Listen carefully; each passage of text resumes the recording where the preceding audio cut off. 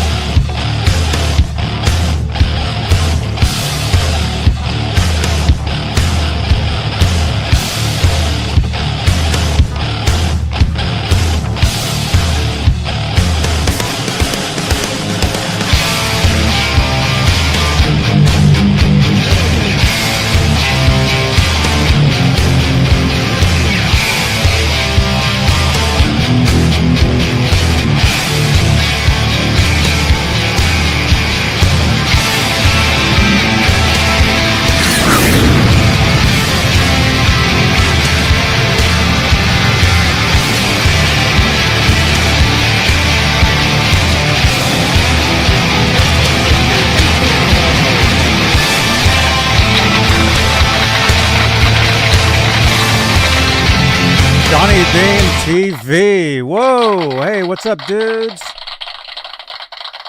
Good to see you guys. Oh, wait. You got to put it right on the microphone. Yeah.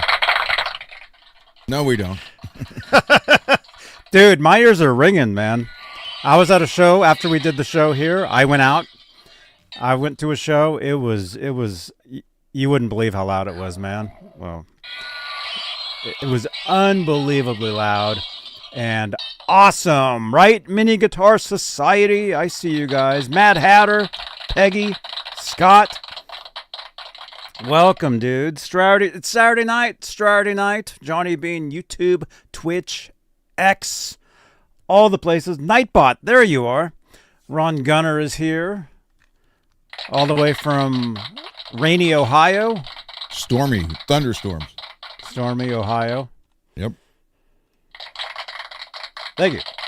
Thank you. Thank you very much. I got to go now. Got to give me a banana toast. See you later, man. Dudes, let's do a show. This is Saturday night. We do guitar stuff. We got a workbench. We got a guitar to work on. If you guys saw the trailer to this, which you probably did, right? We do guitar stuff on Saturday nights, so we will do that. But first, let's say hello to the top tier of channel members here on YouTube, because channel membership, it is a great way to help support the channel and support these shows. Top tier are the executive producers. They are Music Therapy Laz, Majestic PB&J Cat, Flipper Carlin, CC, Bay Area Rich, Sherman Callahan, Nova 9, R Habs, and of course Janice Lala, the intern. By the way, Janice, thanks for tuning in last night. If you guys remember, after we wrapped up last night's show, we did kind of a shorter show. We did like an hour, and that's something I'm trying to get the weekly shows down to an hour, you know, and then like the weekend shows, you know, a bit longer, right? That makes more sense to me than doing 4 hours on a Wednesday. Although there was nothing on Wednesdays, you know, so it makes sense.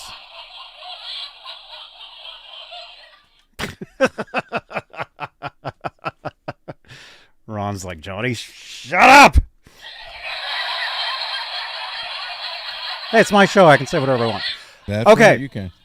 All right. So, what's up? Let's say hello to some people here.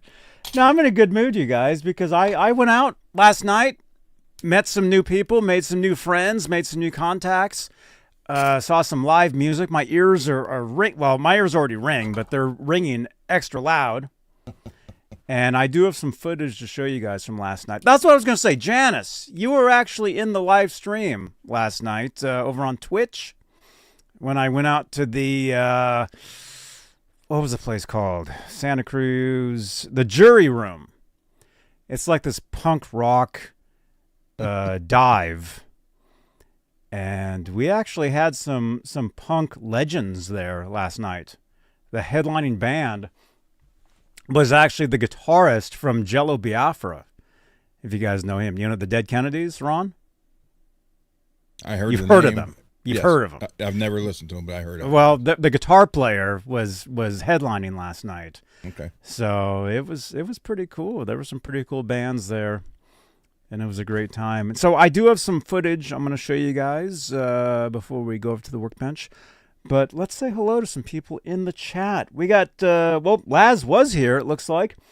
Louis Villarreal, Guitar Pit of Horrors, Mad Hatter, Janice, Scott Hawk, Peggy, Mini Guitar Society, MPN, Bay Area Rich.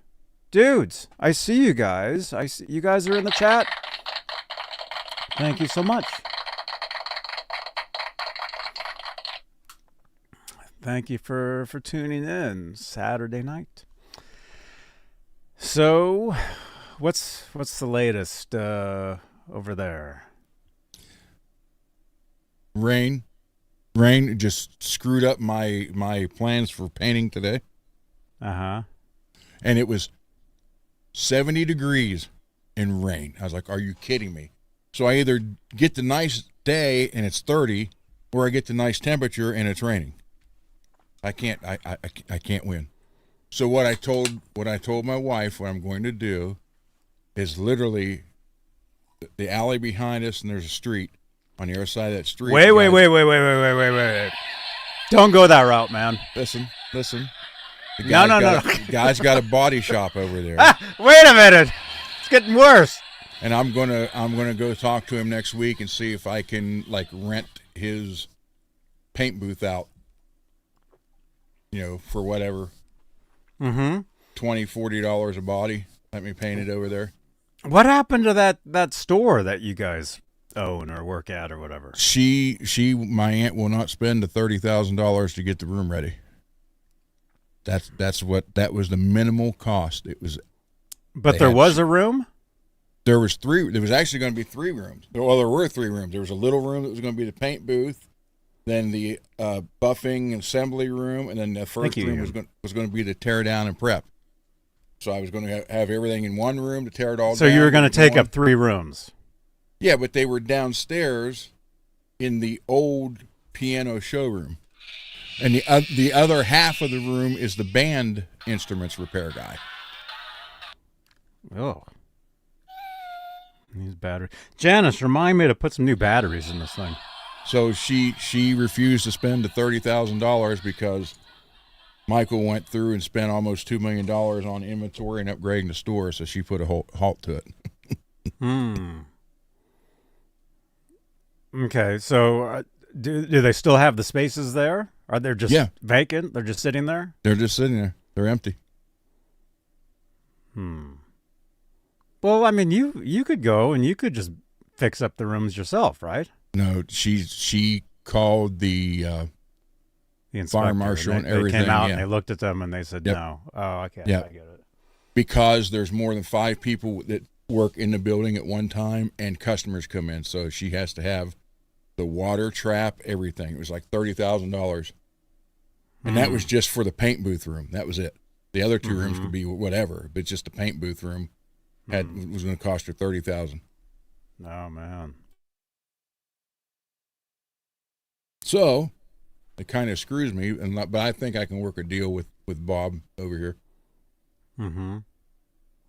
That's pretty cool. I mean, it's literally, I can walk from my garage to his body shop in less than 4 minutes, and I'm right there. So it wouldn't be nothing to. That's cool. Very good, man. Mad Hatter, you need new batteries for your head? What? Janice, thank you for the mention. Oh, Janice, you just gave us the mention over on X. Thank you so much. By the way, we kind of did this last night towards the end of the show. Maybe we should probably do this at the beginning of the show so you guys actually notice this. But if you're watching this on Facebook, which if you are, you're watching just a VOD, right? We don't stream live to Facebook anymore because they delete the videos after 30 days. Doesn't really make sense to set a destination to there. But if you are watching on Facebook, come on over to YouTube, subscribe to the YouTube channel, okay? Because our next goal is 14K on YouTube, and you'll definitely want to be here, especially coming up into January, because NAMM show is happening. We will be there bringing you exclusive coverage that you will only see here. So make sure you subscribe to the channel. We have a great time. And yeah, it's coming up, man. It's already, middle of November. Literally almost 2 months exactly away. Time is flying, yeah. Like another five or so days would be 2 months. Yep. So if you're watching on Facebook, come on over to YouTube. Or if you're watching on YouTube, come on over to Facebook. Because you guys know, this show is everywhere. This is an internet show. It's not just YouTube. I mean, this is the hub, right? But it's YouTube, Twitch, Facebook, Instagram, TikTok, Lemonade. I mean, Tumblr. All kinds of places. We have a great time. So follow us. !S in the chat. We'll give you all the social media links. Yo, Rocky. So come on over. Are you okay? Do you have a sore throat? No, Rocky's here, man. Oh, Rocky, what's up, man? Ian. Made homemade tomato soup today. Oh, grilled cheese sandwich. Right, dude, you guys are making me hungry. I didn't have dinner, and I'm not having dinner tonight because I had a burrito like at 2:00 or something. So I ruined my dinner. So, but hey, let's do this, you guys. So if you guys remember last night, I told you guys, hey, I'm gonna go to this rock club, Santa Cruz. Never been there. I'll take you guys with me. I did go live over on Twitch for about an hour last night. Some of you guys were there. Some of you guys came over. Where am I typing that? Had a great time. And I do have some footage for you guys. So check this out. We're just gonna scrub through it, I think, because it's an hour, right? So I'm gonna turn the volume down if I can. Janice don't want no scrubs. Hey, do you know that song? Yeah. Yeah, that's their best song, man. Mm-hmm. Okay, so here's some footage. What happened? Oh, see, Janice actually knows what happened. See, Janice was there. This club's PA was toast. So when the opening band played, well, you'll hear it. Although I was telling them it kind of works with their music. Anyway, this is a band called Powerstrip. And check them out. You can hear this.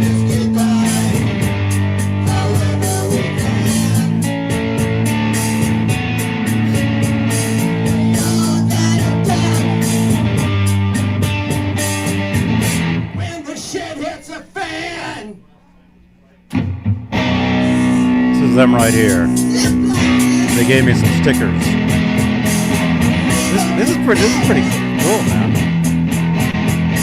Powerstrip. The Hello Pluggy collection.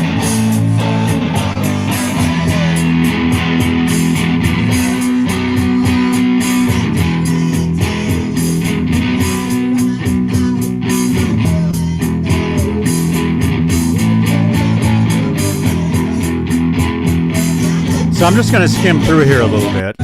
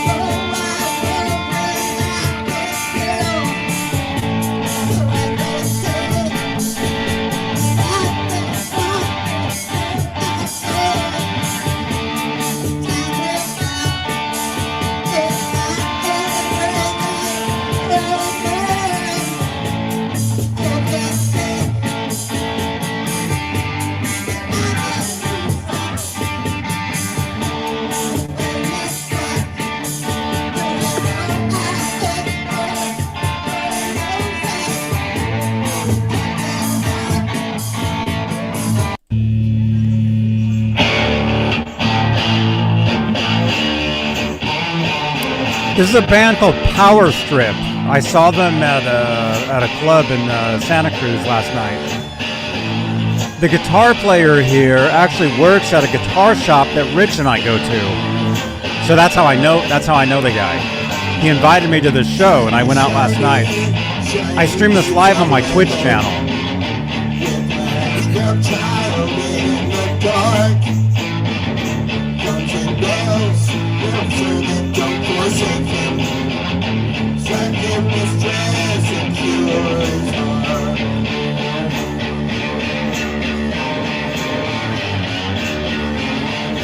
You'll notice in the background she's playing violin.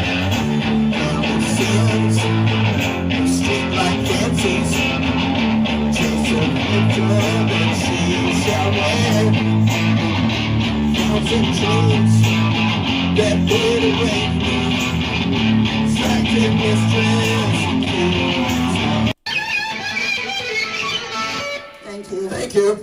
Stick around for Friendship Commanders and the Freak Accident.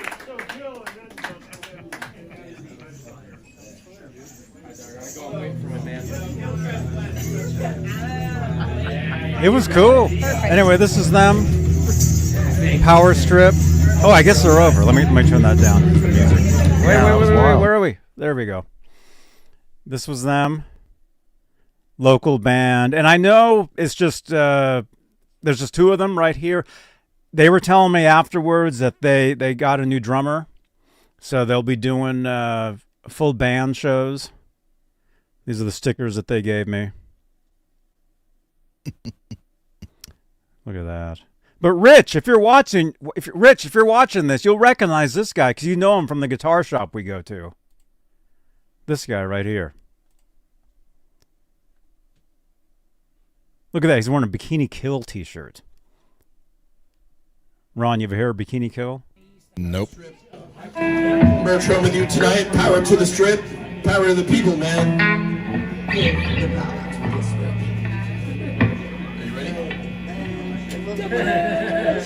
Yeah, they were way cool.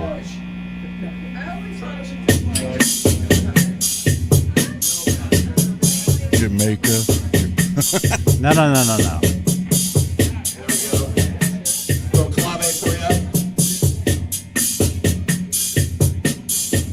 Oh yeah, Rich. You know that guy. Yep.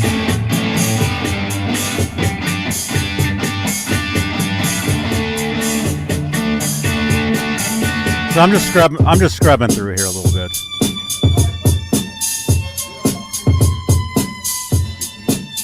Yeah, she's playing violin back there.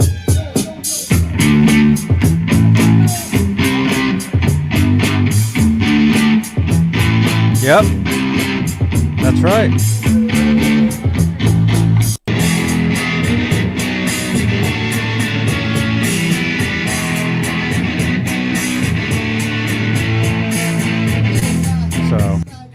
So there you go, you guys. There you go. Very cool. It was awesome going out and meeting some people and seeing live music. So this club, yeah, they were telling me that they have a real drummer and they'll be doing some full band shows. I invited them to come on the show. I invited actually a couple of these bands to come on. So we'll be doing interviews with some of these bands coming up. But anyway, this club's PA was blown. So, but it kind of works with them. Like their sound, it kind of works. I'm like afterwards, I was telling them, I'm like, yeah, the PA was blown, but you didn't really notice. I mean, it worked with their sound.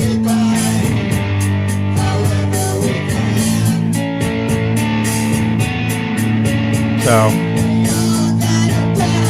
there you go, you guys. So there's that. And then I do have some B-roll just hanging out. Well, it's not B-roll. I mean, I was actually live. There I am.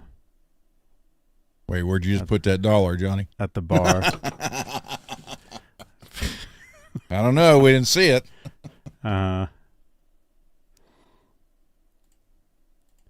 Yeah, cool place. Yeah, the Jury Room, Santa Cruz. When I took Bruce Wayne and Norm, they were putting 50s in. Mm-hmm. Yeah, cool place. Downtown Santa Cruz.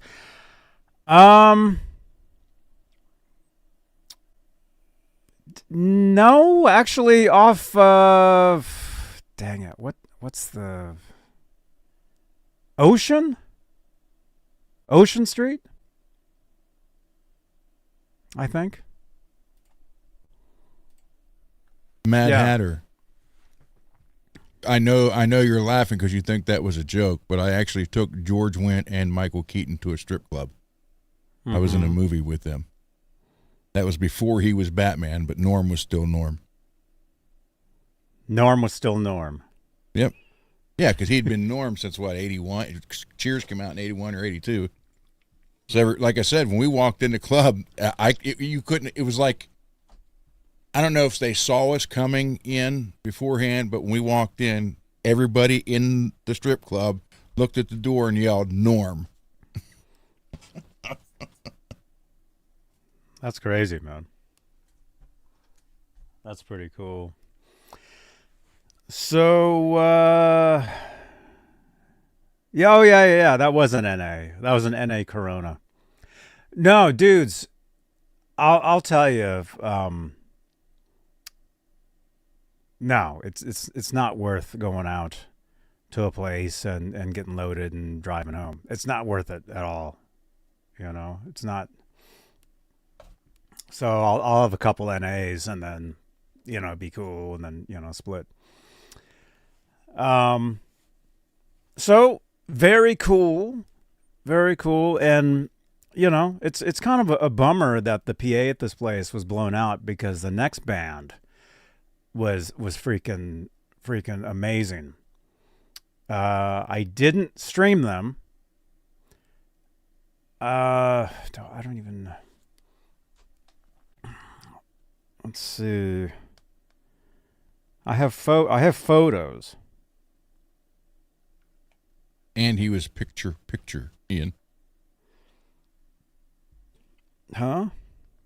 Ian saying Michael Keaton was the trolley operator for Mr. Rogers' Neighborhood. Oh, he was? Mm-hmm. And the guy behind the photo the big painting on the wall that would turn into the screen when Mr. Rogers would hand him a reel to put on the projector. Mm-hmm. His name was actually Michael Douglas then, by the way. But since there was already a Michael Douglas, they changed it.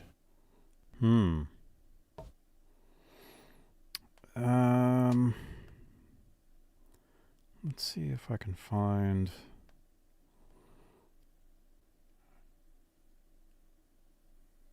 Yeah. Let me see. Yeah, so I didn't video the next band, but I did take some photos. But they were loud, man. They were extremely loud. It was awesome. Let's see. I want to find a flyer. Did I take a photo of the flyer last night? Janice, you were there.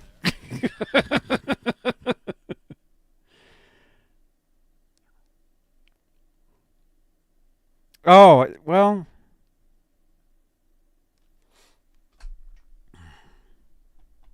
Anyway. Let me see. The Jury Room, Santa Cruz. Watch the movie, Mad Hatter. It's gung-ho. Don't watch it right now, though. Yeah, not right now. Have to watch it when we're done. Watch it later. Let's see, where's the flyer? This, yeah, they didn't update their Facebook. Anyway, it's called the Jury Room, Santa Cruz. It says it's a sports bar. Very cool. Very cool. I mean, like I was saying, it was just cool to go out and see some live music and hang out. Okay, that's from today. Oh, okay. Okay. Anyway, so like I said, I didn't stream the next band, but they're called Friendship Commanders, and they're out of Nashville. And I was reading some stuff, and they signed a deal with a record label, so they've got some albums coming out. Or they have an album actually, but I did take some photos. So this is Friendship Commanders. This is them right there. And anyway, she was playing a Gibson Nighthawk. Gibson Nighthawk guitar. You guys know those. And then she's playing like a small like Fender amp, but then she had it plugged in through this huge cabinet behind her. I like her already. It was loud, man. It was great. That's it, man. You got it.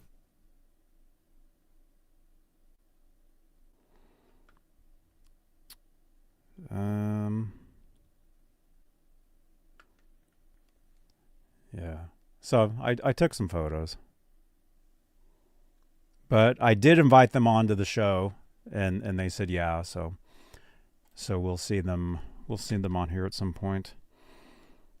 And then the last band, unfortunately I had to split when the last band was starting, so I didn't catch them, but they were called the Freak Accident.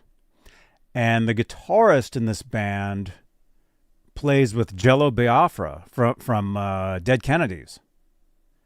So it's pretty legendary. And the drummer was wearing a t-shirt that said the Hellbillies. So I'm assuming that he was in the Hellbillies, which is another legendary punk band. If you're in the chat, you would know these bands. I grew up knowing of these bands. I didn't. Well, punk wasn't around when I was growing up. Dude, that was the scene, man. 90s, late 80s, 90s. Like the shop that I worked at in Berkeley, we would have not just these bands, but other bands come through all the time. Touring bands. Well, I mean, that's what these bands were. Friendship Commanders. They're a touring band. They're from Nashville. They played a show in San Francisco today. The pink Fender logo stands out on that amp. Yeah, it's cool. Yeah, thanks again, man. No problem. Yeah, so anyway, you guys, it was cool to go out and see these bands last night, hang out. I did live stream some of it, and if you guys, well, I just showed you some of that, but if you want to catch more of that, let me give you guys the link to that. I'm always telling you guys about Twitch. Twitch is pretty cool. Let me give you guys the link, and then yeah, we'll go over to the workbenches. So the guitar that I worked on earlier this week, I'm gonna work on more. I think I wanted to have 3 functioning pickups. Currently, it just has the Screamin' Demon, which is cool. But you guys know me. I like to have options. It's more musical. There's just so much more you can do. And I know, I grew up wanting to be Eddie Van Halen. He's famous for using one pickup. I like having, different stuff. So let me see. How do you do this? Oh, we're live. That's why. We're live over on Twitch. I see us. Okay, here's the video from last night. Let me give you guys the link. Just copy that. So check this out.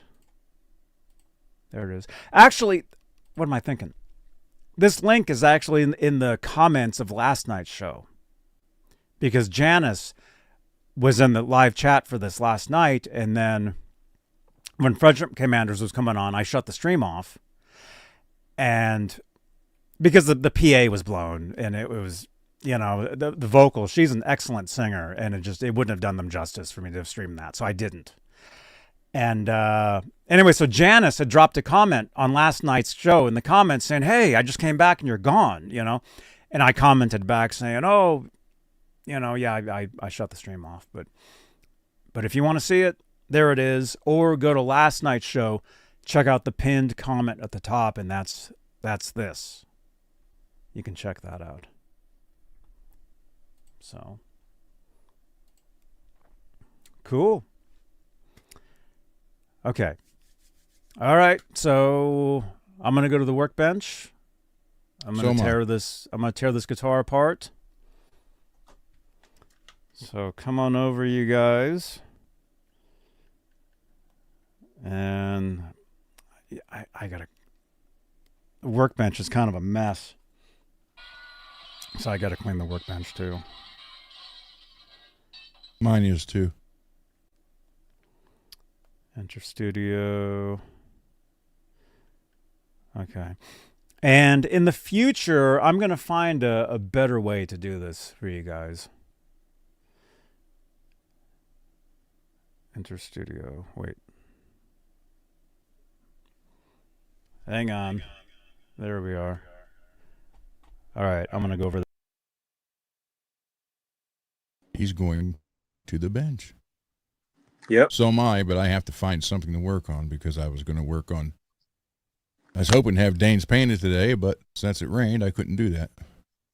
But you can see here in a minute, I did get the 2 holes drilled for the new bridge, the smaller holes. So I'll be right back.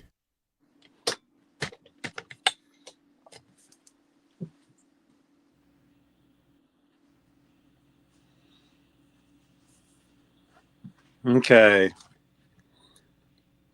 Let's see. I got to bring my laptop over. Holly, are you here? You had made a comment the other day, like when Ron was showing his phone, you couldn't see what he was showing. So what I can do is I have my laptop here, and I can switch in between cameras.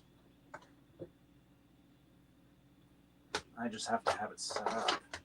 There we go, like that. So let's say if Ron is like, "Hey, look at this, you guys," I can just go over here and I can do this. Like that.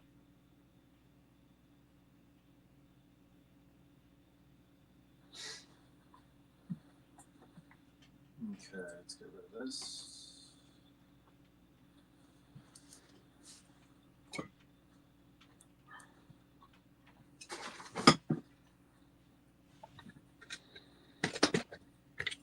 Okay, so I just have to clean up a little bit. But also, I was going to show you guys some of these 3D printed tools that Ron sent over. I'm just glad you like them. Yeah, I'm going to try them out tonight. But the tuner, that handheld one for the tuner, those things shouldn't be that tight. That were on that Firefly. The which? The what? The 10mm screws that go through the tuning post that you used on the Firefly when you showed how that unscrewed one of them last night. It was so tight. They shouldn't be that tight. Oh. Because what that'll do is break that collar. Right. As you guys can see, I did get the new holes drilled, and I know you're going to say they're off. That's for intonation. That's how the original ones were. So I plugged them, centered them, and put them so they're in the exact same position, angle-wise, as the original ones were. These are also look off. That's also intonation. But we're going to go with this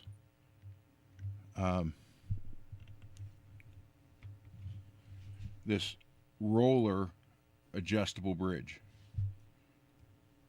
So that's what's going to be on here. I was hoping to have this painted today so I could show you, and it would have been had it not rained. I could have had this done and CC's clear done, but so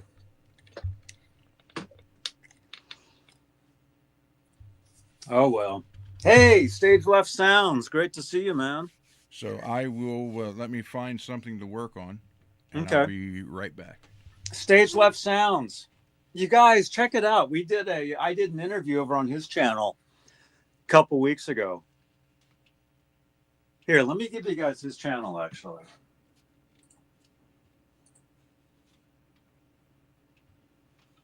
Let's see.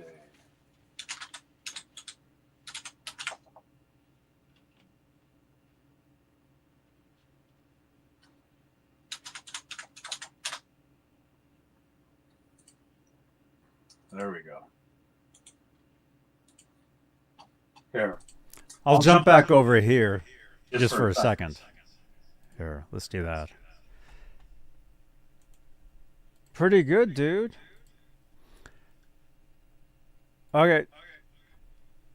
Give him a subscribe, you guys. Here, I'll shut this off. Give him a subscribe. And then check out the video that we did. Right here.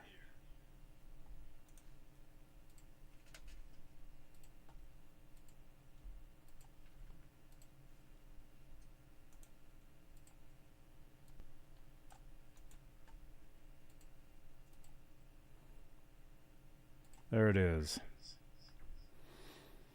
Check out that video.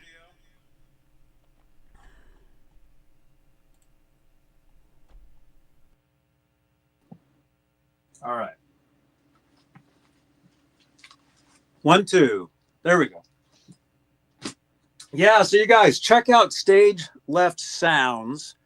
Give him a subscribe and check out the video that we did. And we'll be doing more stuff in the future. We're going to have him over here at some point. So we got to set that up.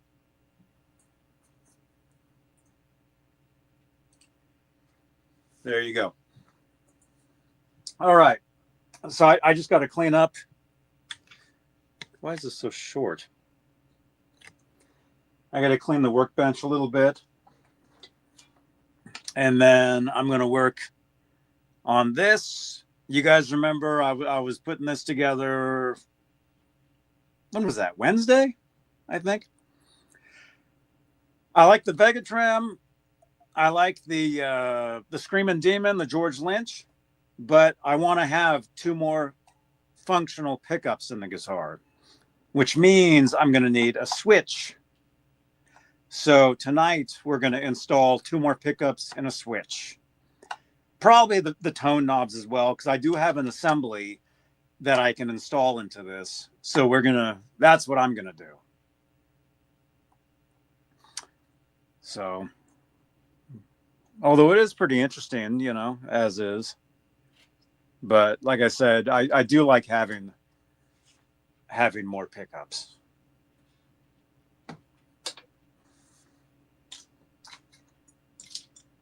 But anyway, there's some of the 3D printed stuff that Ron sent. And this, I know, it looks like a razor or something. That's actually a string stretcher. It's like a version of this thing.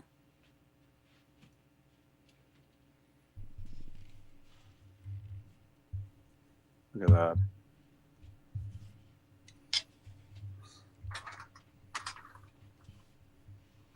Very cool. So I'm just going to clean the bench a little bit. Get the guitar up here. I need like some sort of container to put these in. I can 3D print you one.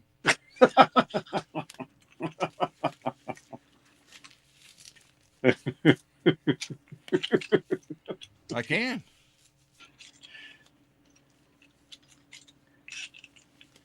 I know you can do anything. Pretty much. I know. I know. I follow somebody else where their channel is nothing but them 3D printing stuff all 24 hours a day. I've seen it, man. All right, so I'm just gonna dang it. I just gotta move some stuff out of the way here real quick.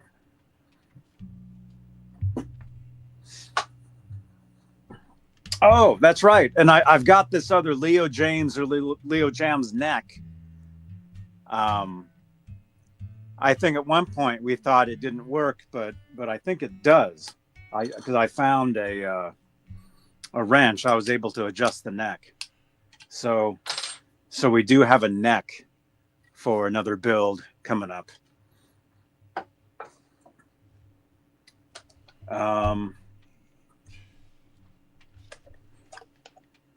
So technically I could tear this out of here, but I think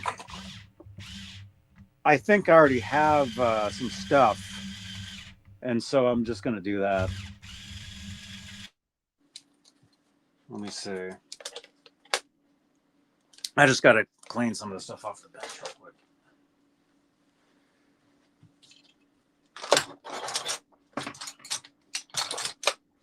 So, by the way, you guys, where's everybody watching from tonight? Let us know in the comments. We have new people watching this stuff all the time. And I always like to see where you guys are watching from.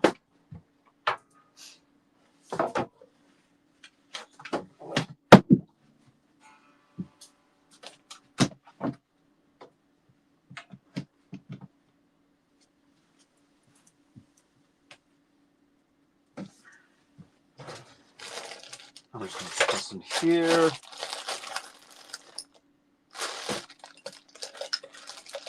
I wonder, maybe I'll try this. I've got a couple different, thank you again to Bay Area Rich. I've got a couple different assemblies here, pickups and switch and knobs and stuff. It's a 5-way. Huh.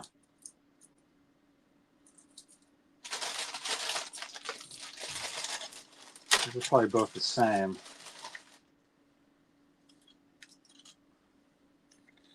Yeah, you're in the Philippines right now, man.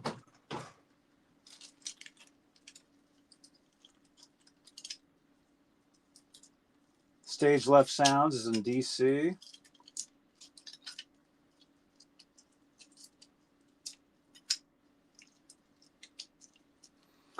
Stage Left, the Mr. Scary amp mod, dude. You know what's cool? It's a small world, man. Are you talking about the one that guy developed? It's like it's just like a little piece of gear and you hook it up. Because it's funny, that footage of the band that was playing, the store that guy works at, they have those because the guy that developed those, he's from here, right? You're talking about that. It's just like, they showed it to me. I saw it. I know exactly what you're talking about, man. You hook it up to your amplifier. Yeah. Will Schecter have a booth or private only at NAMM? Usually Schecter has a booth. Yeah. They have a room.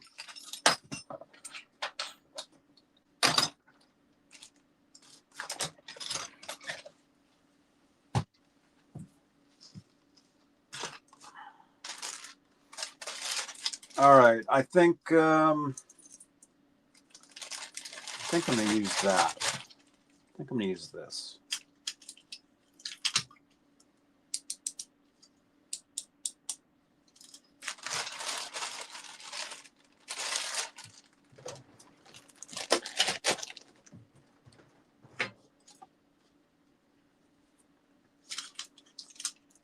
Thank you again, Rich. So we've got some pickups, switch, volume tone pots. I'm going to install these into this guitar, but I'm going to keep the Screamin' Demon in there.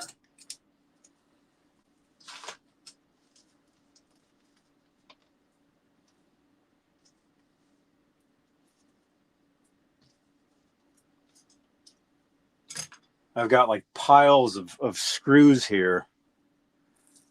Probably need to put them somewhere.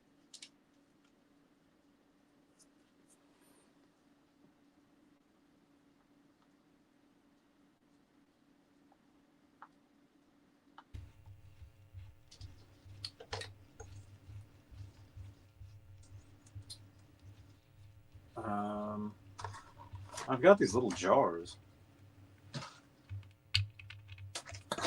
Can use these, I guess.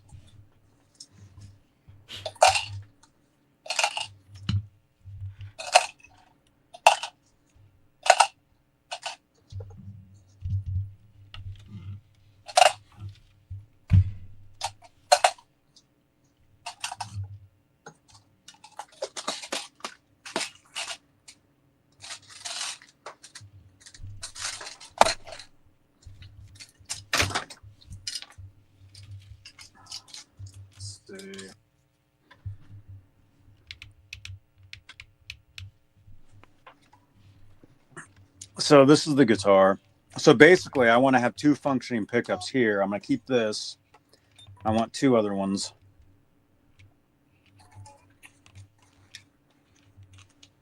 Yeah, I was playing this guitar earlier today. Plays and it sounds great. But, you know, I like more, you know, I like the single coil pickups too.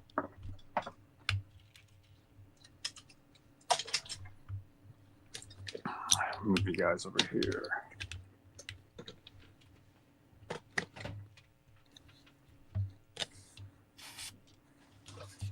And I like that one too.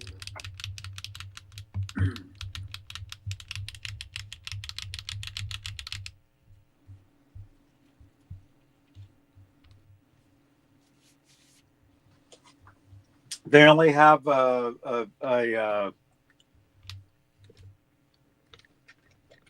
they only have a room there, you're saying? Yeah, that's something some of the companies were doing last year. You guys remember I was able to get into ESP. No, that was this year. This year, which is last year, which will be last year. 10 months ago. Yeah. Stage left sounds, yeah. I know. It is unique. And I do like to be unique, you know. But I do like options though, you know. So how's that? That's not bad, right? We'll be walking around doing live stuff. You mean at NAMM show? Oh, yeah, of course. Definitely.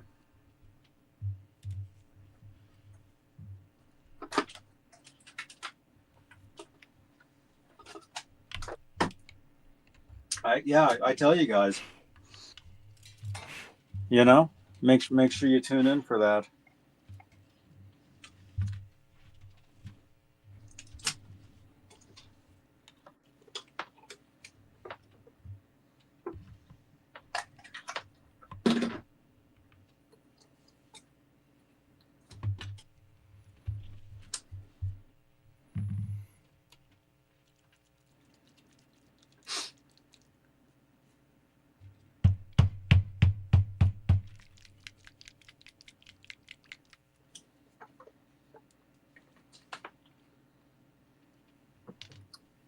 Okay.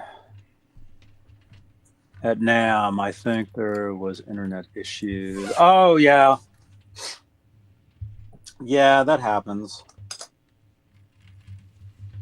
There's internet. The thing is, when you live stream and when you just, you know, when you do any of this stuff in general, there's always going to be issues. You just have to deal with it, work around it.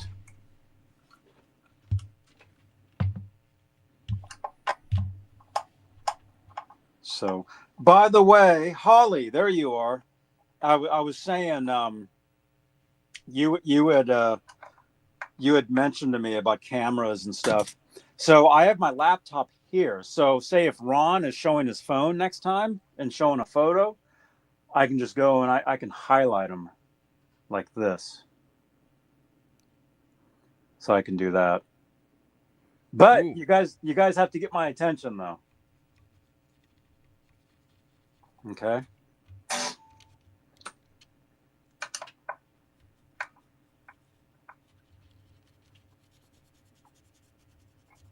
Johnny Rock, hey, you're welcome, man. Oh, I have a great time doing that.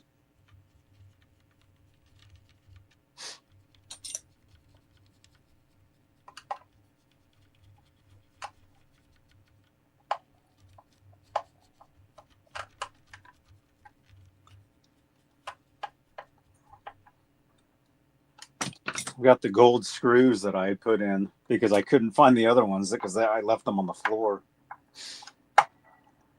But I did find them. They're in this jar now. So I can put them back in if I want.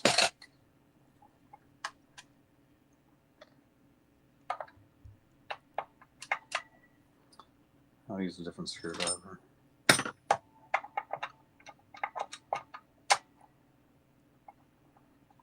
Now you got pink pliers if you need to use them. Yeah. Yeah, thanks again, man. Wow. No, I didn't have any yeah, I don't know where my pliers went, man. They disappear. Yeah, I was at the store when I found those, and I sent a picture to Rich right then and there. So these are going to Johnny. He started laughing. Mm-hmm. I get no problem with the color pink. I know. You guys know that's a running joke around here. Ron does not like the color pink, so we mention it a lot. I personally, I like all different colors, you know. And especially, I mean, that's kind of the theme. That's kind of my theme around here is like 80s, you know, the neon colors and the you know, the whole retro thing. So you'll notice like a lot of my thumbnails and stuff. It all has that look to it.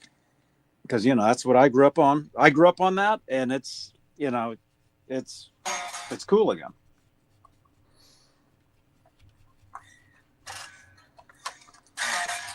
Dang it. I may have to just take these strings off.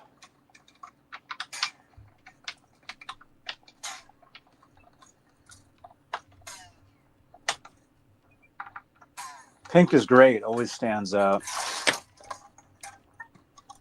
Yeah. Oh, there we go. All right. I was able to do that. So this pickup is not even wired in. But I'm going to install the other two. I'm going to install this whole assembly. Thank you again to Bay Area Rich. This is something he gave me. It's just some pickups and a switch and some wires and stuff. So I'm going to install all that into here.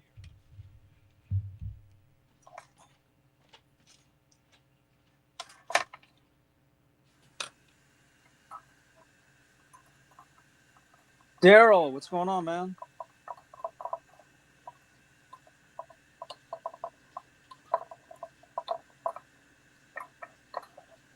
So if you guys are just tuning in,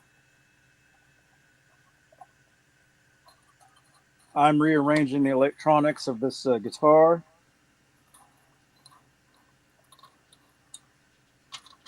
Ron is What are you doing? What are you doing to that one?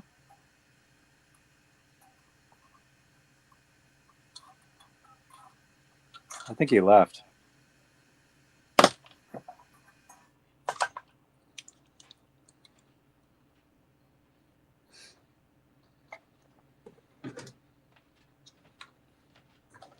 You picked up a PRS? Oh, right on, dude.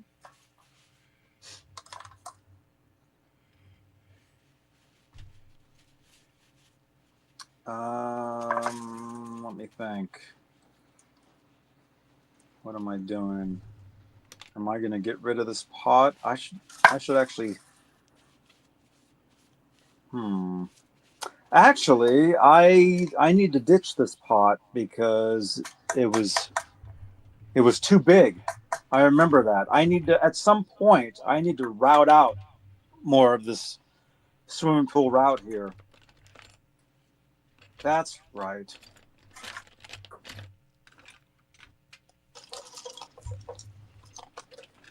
And then now, thank you to Ron, we have one of these, which we didn't have last time.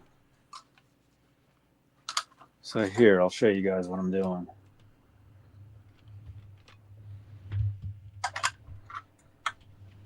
This is to pull the volume knob.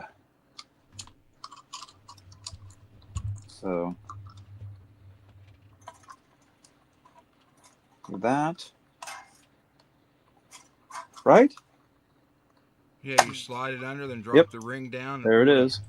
There it is, dude. Oh, it's gone.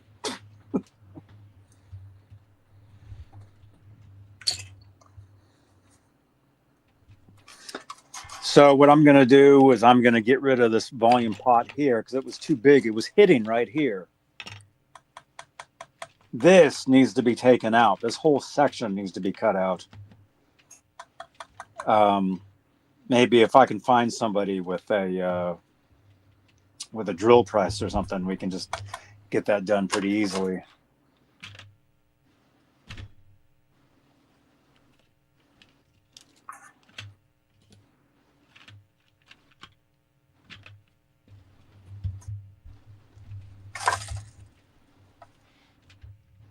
Okay, so you got ground, you got 2 grounds, you got a hot. Yeah, I got to unsolder this entire thing.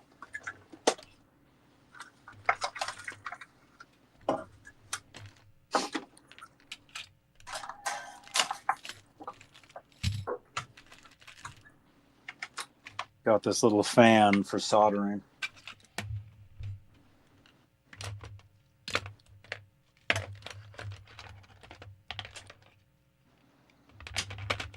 Yeah, that's a Mac bid win, that fan. Cool.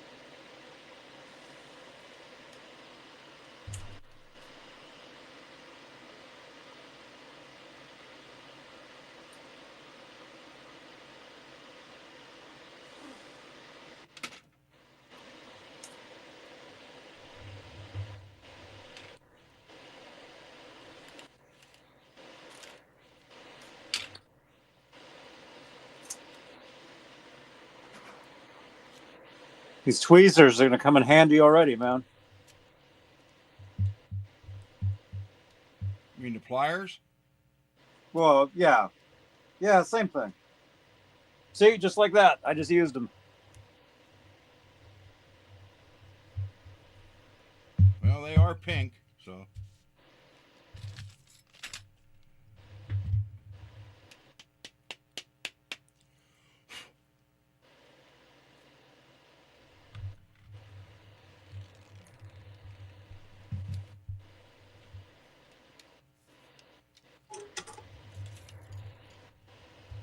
All right.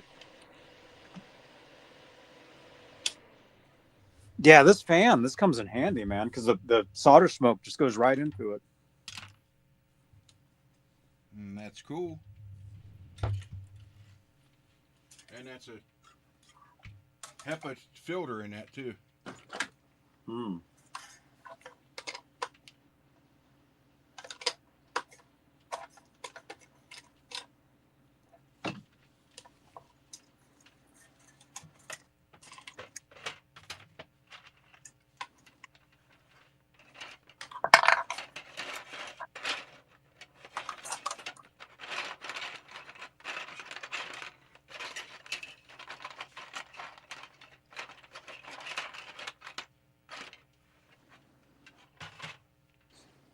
Johnny Rock, I'll be installing more pickups. I'm installing 2 single coils, a switch, and volume in 2 tones.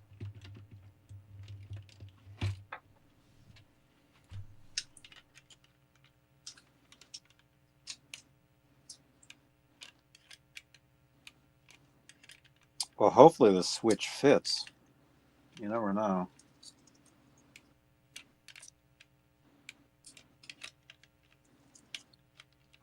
Let's see. Hopefully it lines up.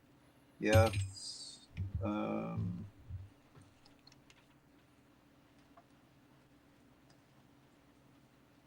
Yeah, it lines up. Good.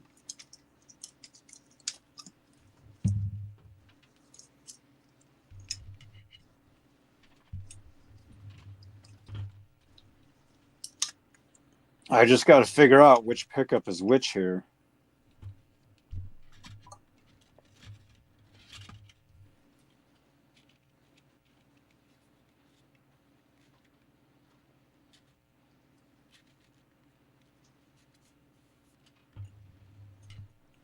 Is Mr. Mick in here? His stuff got delivered today. I got the notification.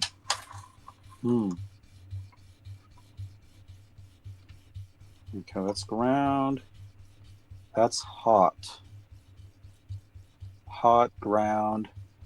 So the red is hot. Tone, that's volume.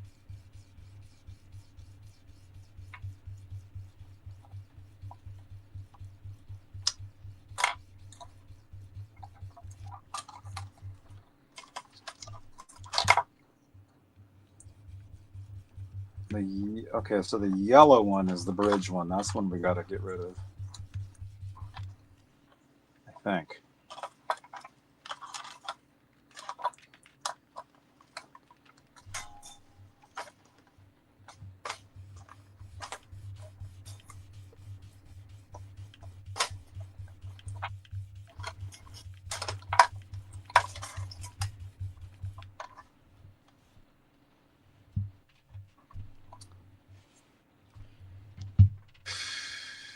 Okay, that's tone, volume.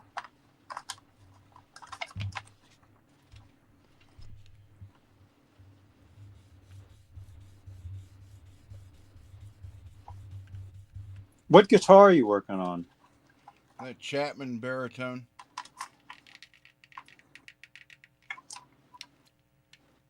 You know, if I was closer to my computer, I could play that ID. I am closer. How do you do that?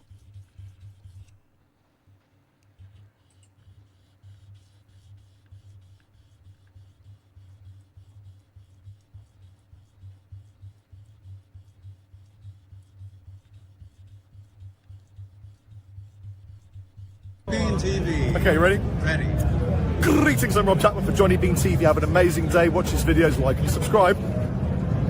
Awesome. Thank you so much. And we really are on LinkedIn, so Okay. I'll make next sure. time.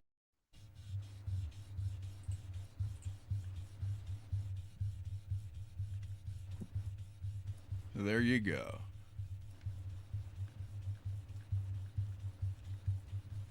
My back? Yeah. Cool. Am I front? I don't know. Do these even fit? Oh no. These might not even fit in this pick guard. Dang it. We may be in trouble. Oh crap. Yeah, okay, you gotta squeeze them in there. Like that. That. Let me see.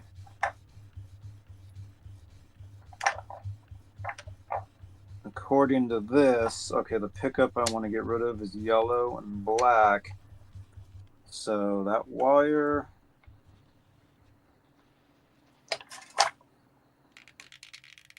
That's that one. I wonder if that's backwards.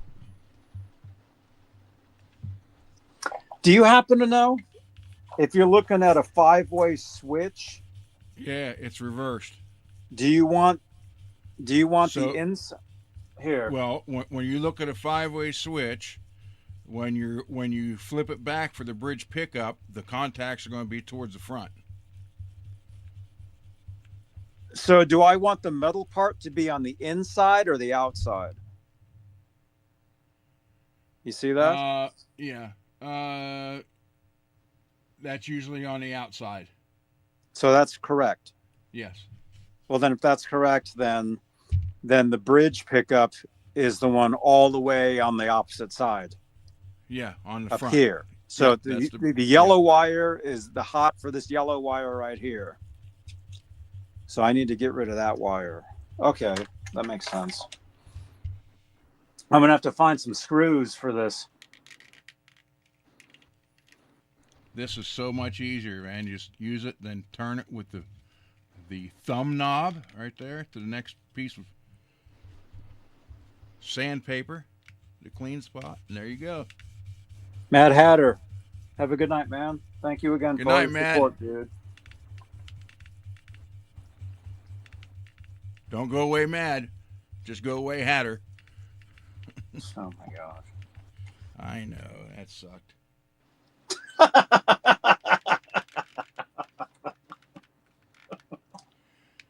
That's like when my boss said, my old boss said we were going to have random drug testing today. I said, cool. I just don't want to do any crack. Oh my gosh. He didn't like that very much. Dang.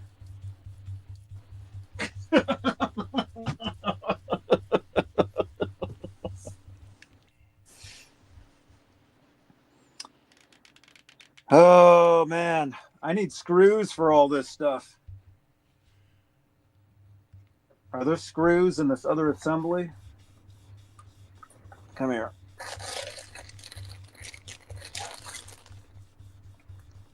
No.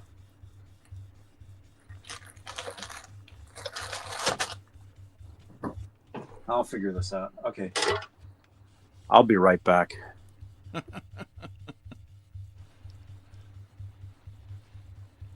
He'll be back.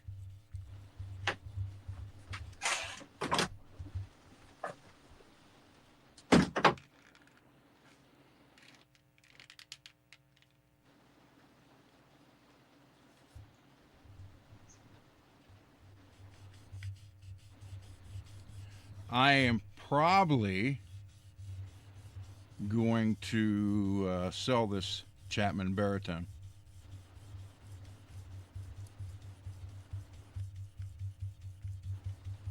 Sounds great.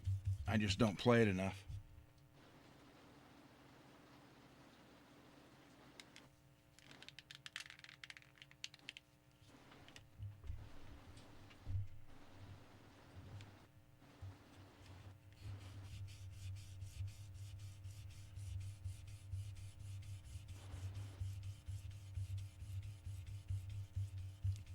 It's a shame just to have it sit here and not play it.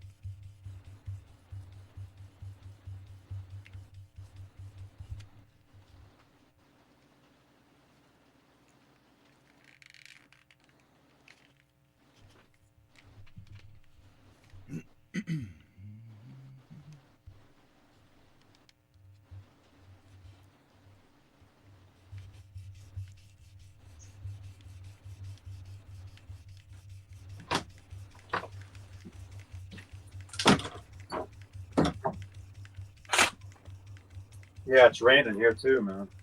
Yeah, I hear it.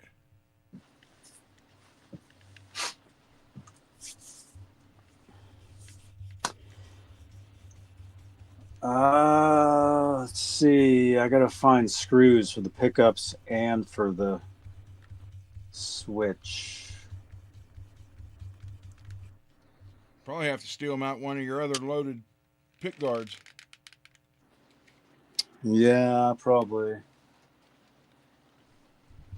See, that's why it makes more sense to just use the other loaded pick guard. Nah, then you won't have the humbucker. That Screamin' Demon sounds good in there. Yeah, tell me about it. No, I always loved the Screamin' Demon, man.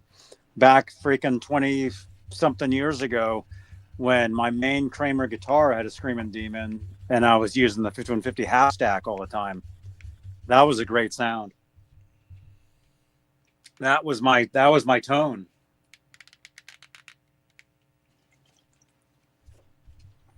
Gotta love it.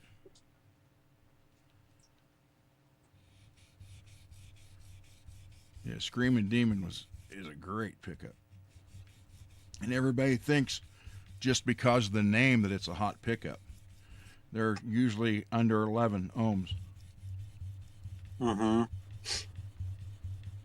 No, it's not a super hot pickup. It's just like a beefed up 59.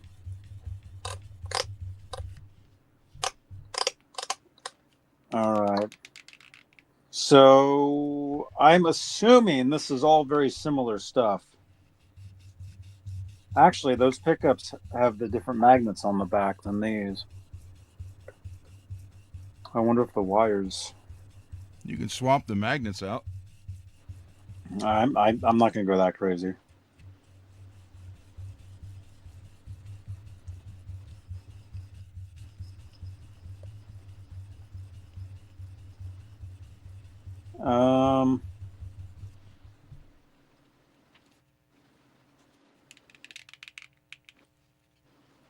Dang it. Oh well.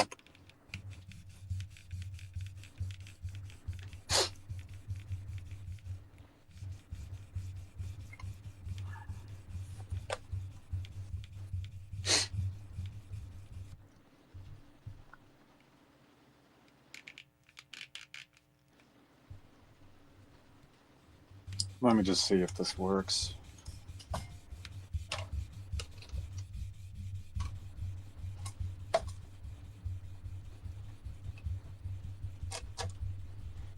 Yeah, I almost went to Starving Musician today, Santa Cruz, and bought a switch and pots.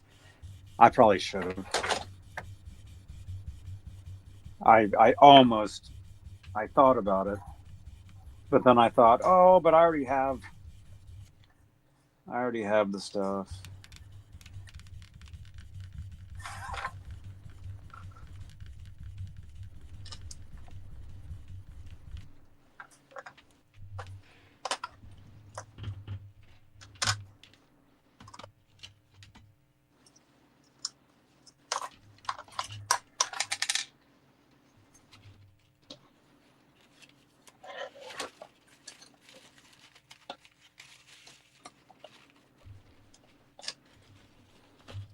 Here, let's do this. Where's a Sharpie when you need one? I used to have a whole bunch of them, and they always vanish. They always vanish, man. Oh, there we go. Nope, that's a pen. Hang on. The tuning fork.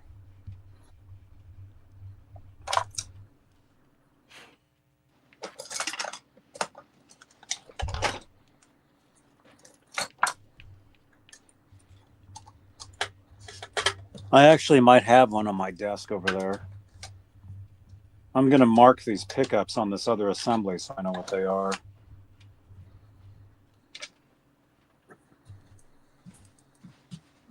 There, no, it's a capo.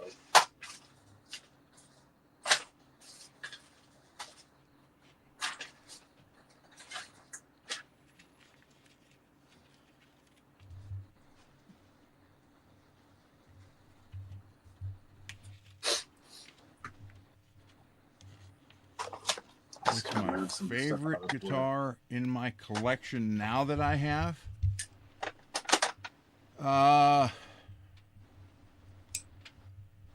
Well, that would have to be the Sandoval.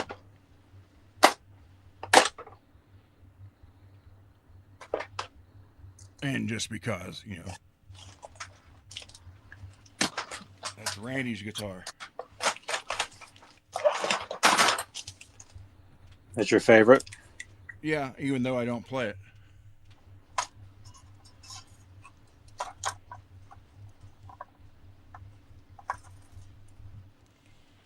It's hard to, you know, if I had, you know,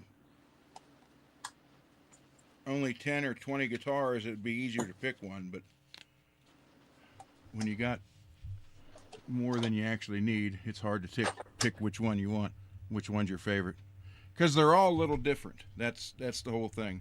And like Johnny says, depending on what you're recording or playing, depends on which one. That's Well, why I don't have a favorite. Because depending on the situation, stuff always changes. And I get it. You know, if you just have a couple guitars and you just play in your bedroom, that's totally different than playing a gig or making a record. It's a total different situation. And I've done both. I mean, I've been there for all of it. And so when the question comes up, hey, what's your rig? Well, depends on what I'm doing. You know, what's your go-to distortion pedal? Depends on the song. You know? And what was cool about last night was especially those bands, you know, their sounds, you know, their distortions, they were using the Big Muff, which is a freaking killer sounding, you know, fuzz.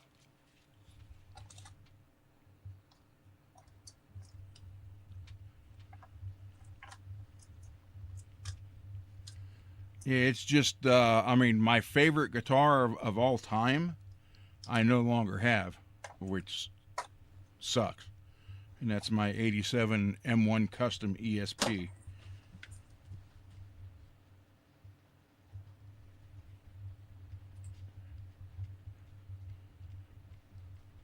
I would love to get another one, but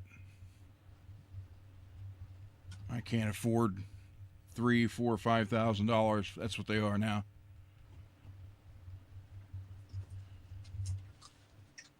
Wait a minute. Wait a minute. Something just happened here. Wait a minute. Wait. There we go. Mini Guitar Society. Thank you, man. Thank you so much. I know you can't tell because the lights are on. These lights turn orange. There they are. There, you can see it. The lights are orange back there. My lights automatically change with Super Chats. Dude, thank you so much. For a new switch and screws, still think you should go with the humbucker, one single coil.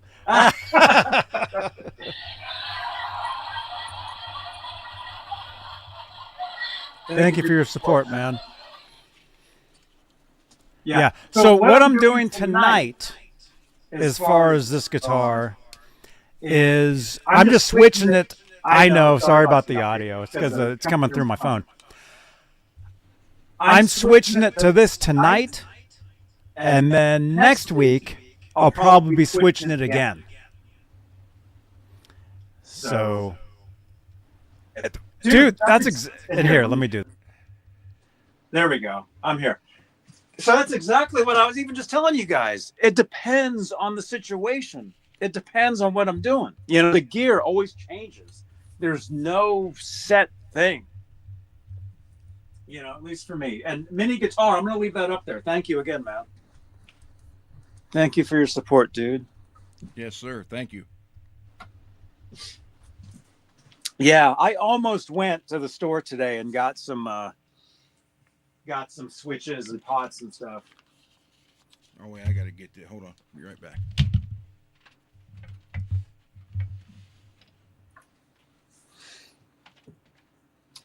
I probably should have done that, because here I am changing stuff over, taking screws out of this one to go into this one. I mean, it's kind of a pain, but hey, that's what we do here. That's what we're doing.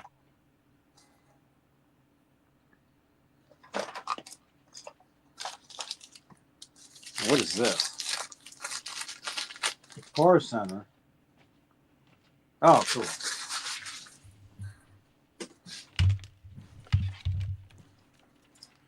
Okay, Johnny, here's what I'm going to mail out Monday. No, that's not scratched up. It still has the protective cover on it. But look.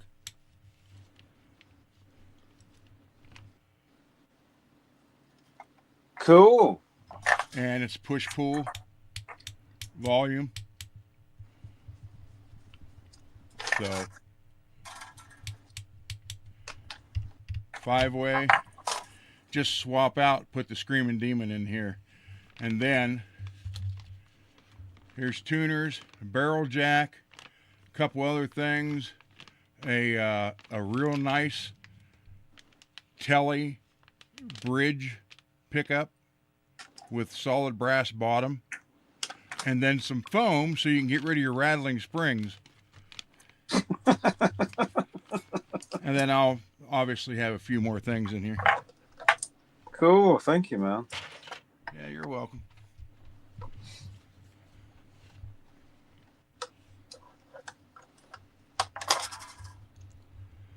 Hey, I don't have all the guitars I have here at the house. If I did, I don't have room for them. Dang.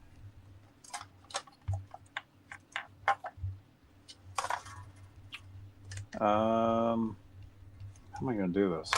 I think I got like 50 or 50 some, between 50 and 55 here. Oh my gosh.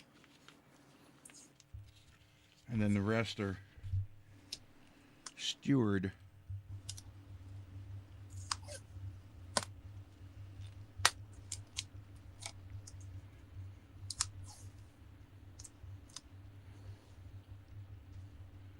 Yeah. When I was living in Miami, when I was working with Desmond Child, I remember telling him, "Oh, I have a 5150 amp," you know, but it's like, "Oh, I can't, I can't pay to have that thing shipped out there, from California to Miami, to Florida." So I ended up calling Mesa Boogie, and they sent me out a setup. It was called the Triaxis. It was a Triaxis. It was the power. It was called Power. It was like a power amp. It was a rack mount amplifier. So that's what I would use for those gigs. And we played at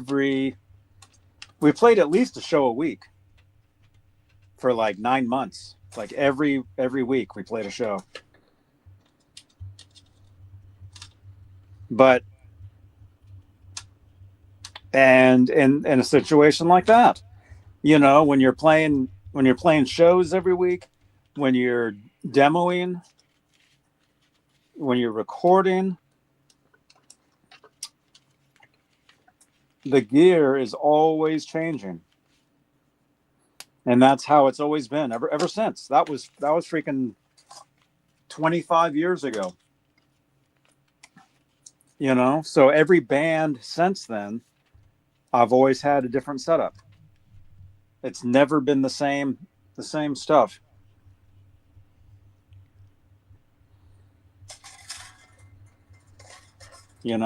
Oh wait. Oh, okay, wait. So I need that, and then I'm gonna need those. Stuff is always changing.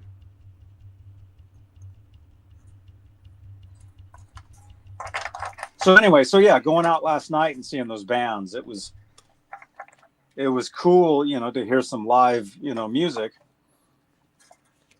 and then to see what they were using and the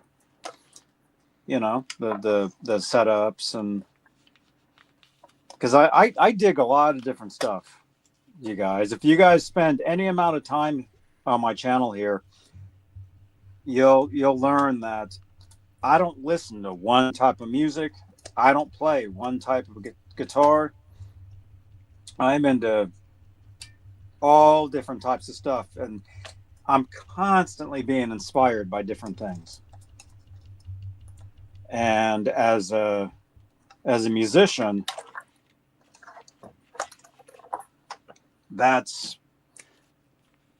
how it has to be. Because otherwise, if you just listen to one thing all the time, you just play one thing all the time, and you're trying to create, you can only do so much before getting burned out, and you're writing the same song every day. That's why it's good to, that's why I'm always telling you guys, and I know a lot of you guys know this. It's not like, I know a lot of you guys are musicians, but in my case,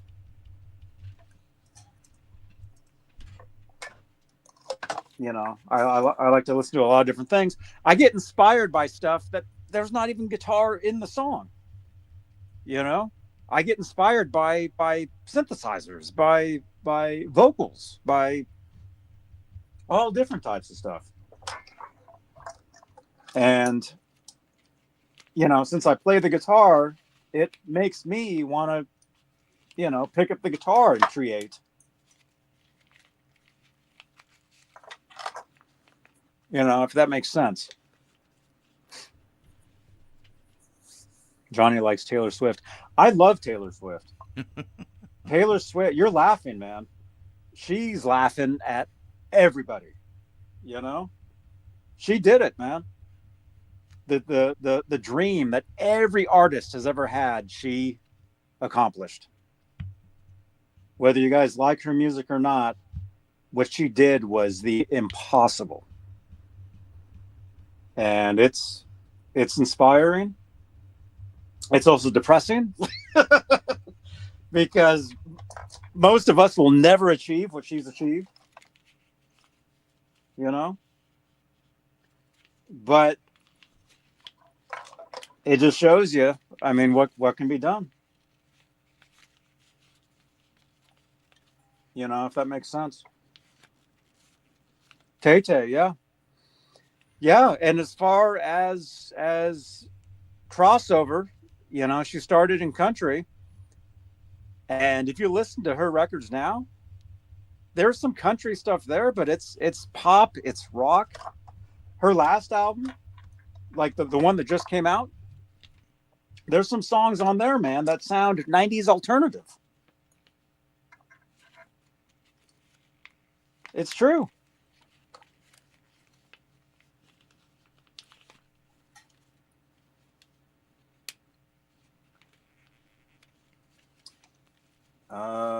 Okay, I gotta figure out what's going on here. No, I'll tell you guys, I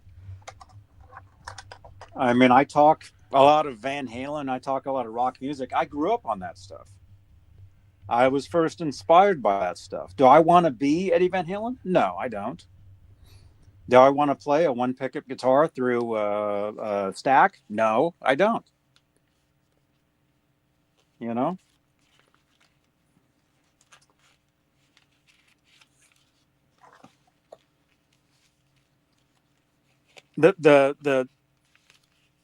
biggest thing as far as being a musician, an artist, there's all different levels of that. Not everybody wants to do the same thing,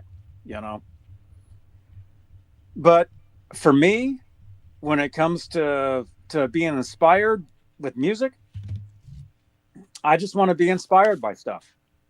I went to that show last night. I was totally inspired by what I saw. It makes me want to get out there and play some shows. And I made some new contacts last night. So, let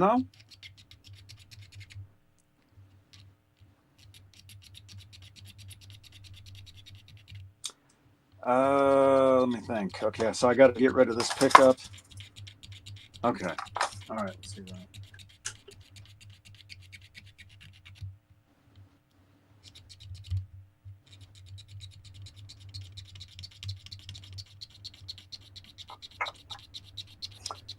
And I mean, anybody that's been a working musician in any capacity knows how impossible it is, how tough it is.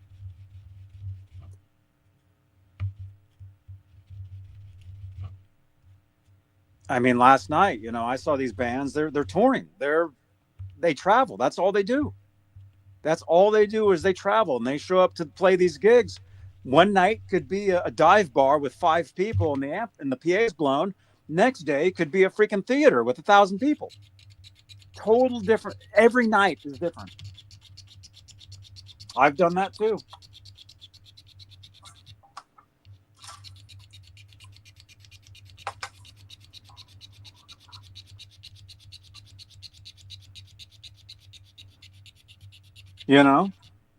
It's like these guys were talking before the show. I was sitting there with these other bands, and they were talking about how, I'm leaving on tour, I'm doing this, I miss my pets, I don't get to see my cat, but I have to go out and play these shows.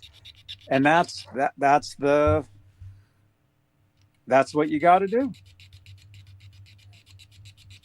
It's like, Ron, you had said you had made the choice to stay home. Yep. You had kids, and for you that was it. Well, I missed the first few years of Cole's life for being on the road, but that's why I didn't go with Nazareth, because I would have been home even less than I already was. Mm-hmm. It's bad enough touring with Grim Jack all over the place.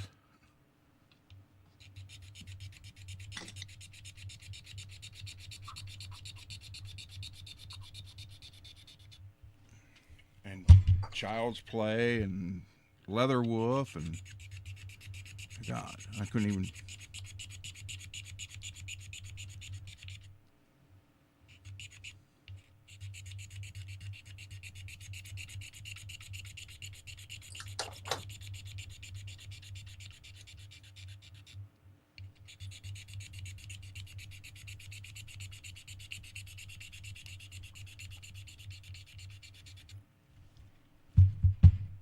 Being in a touring band is Not what you think it is.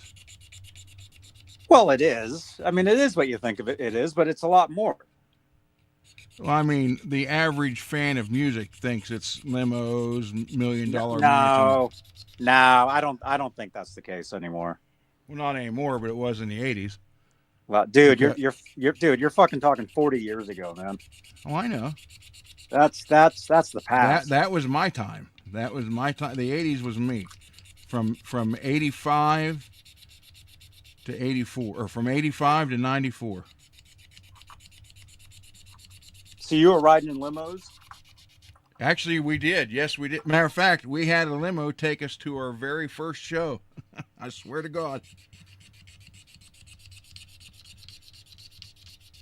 But Sin City did provide tour bus with a driver and 1 bedroom and bunks and everything else. Bathroom. Had a late 80s. It had a Nintendo in it.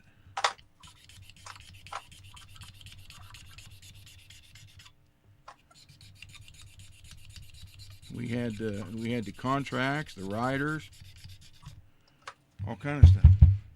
We had it was a lot of fun, but again, it's not like,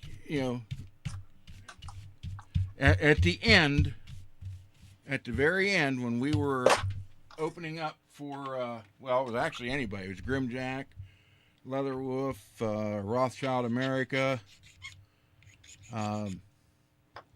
We did one show with Poison, which I don't know how that came about, because they were pop and we were Sabbath meets Metallica.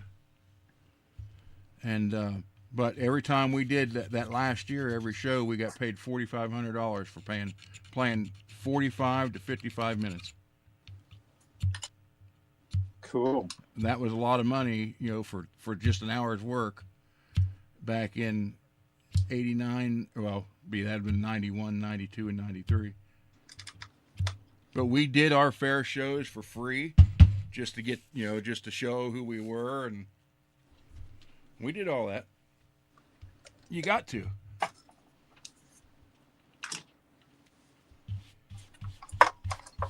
Yeah.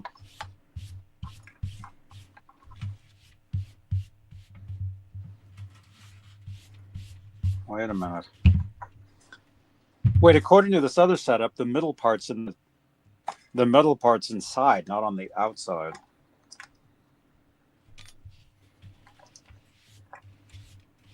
Uh-oh.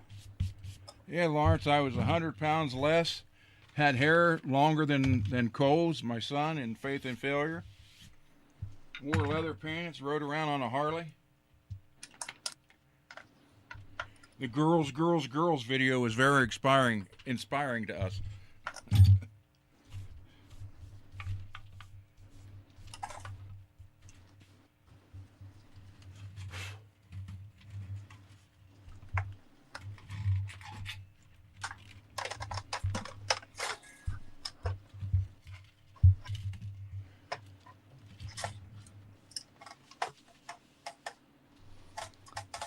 Yeah, see, but that's the difference nowadays is the whole thing about being a rock star in the 80s.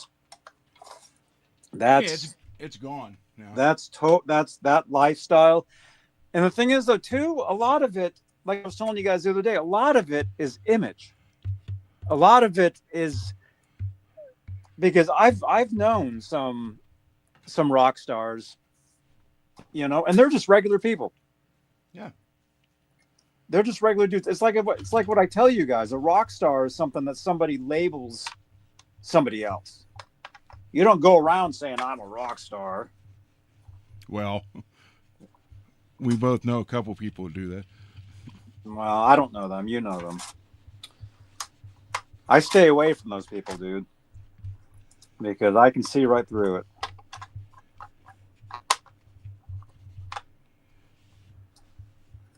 Wait a minute, I'll have to dig out. I got to find a bunch of photos. This is the hot. This is the ground.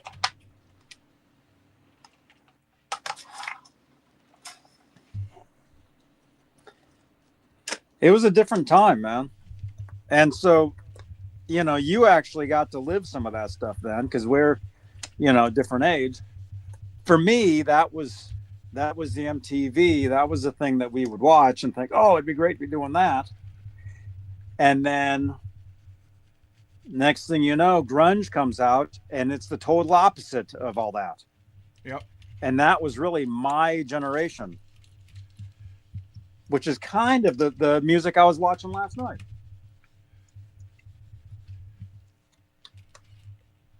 You know, that's why I had 3 stacks on stage, because that was the image. And all, you know, at least 6 guitars.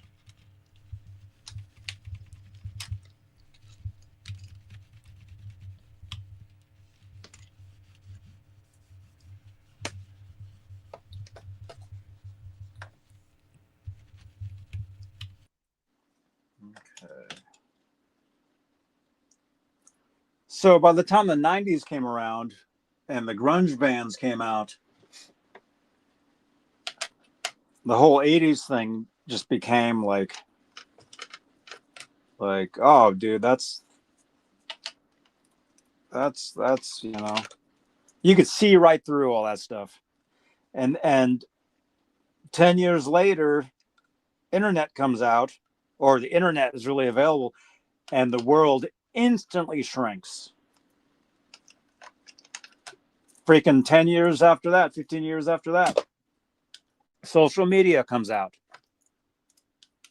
And now everybody, you know, gets to see everything.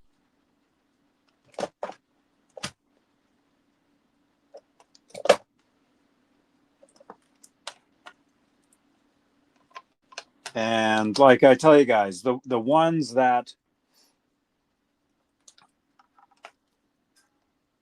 are on top of all that,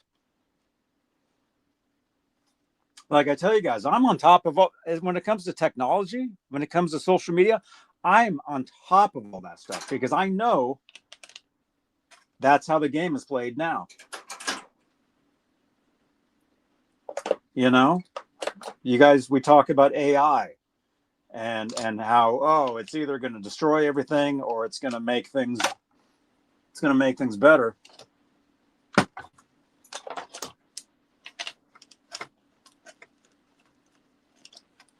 I'm on top of all that stuff because that's how you have to be. That's the latest thing.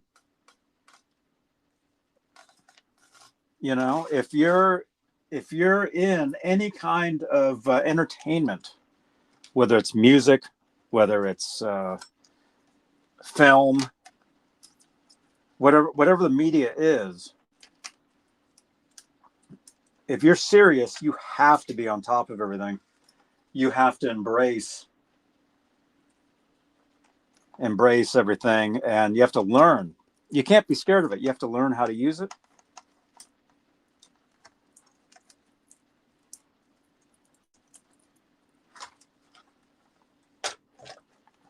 Because the ones that were born 20 years ago when all this stuff started happening, the ones that grew up with this stuff, the ones that know how to use it, the ones that are into all this,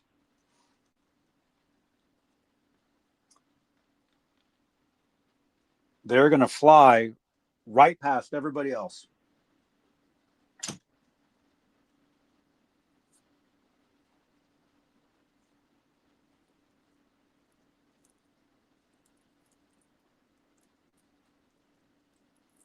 You know, when this stuff, when the internet happened, I jumped right into it.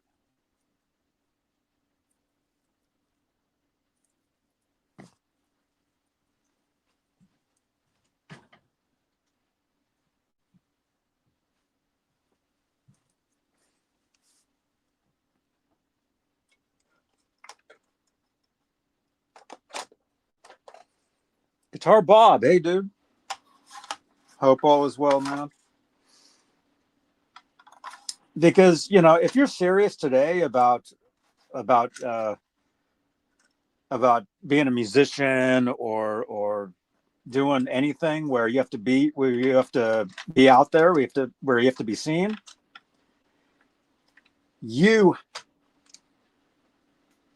it's up to you to do it. Nobody's going to do it for you. It's not like the old days, like when Ron was trying to be a rock star and the dream was to get a record deal. Yes, that still exists, but it's not like it was. You have all these independent artists all doing it for themselves, like the bands that I saw last night.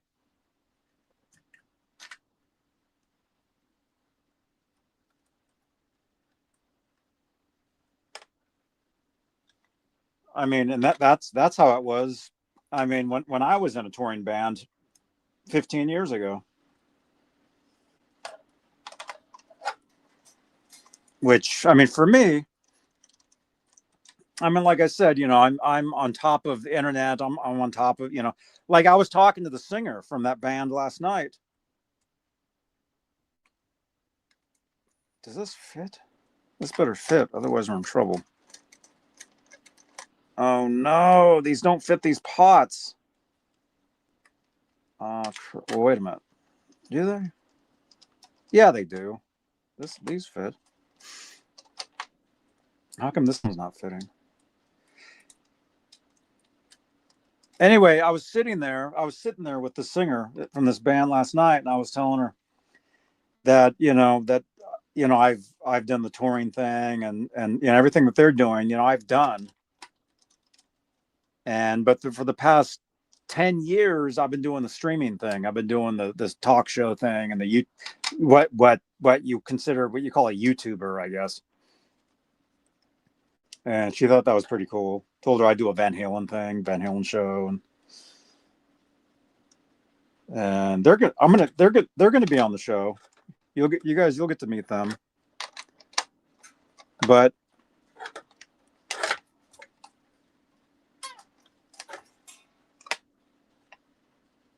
it's like you have to be on top of social media. You have to be on top of technology.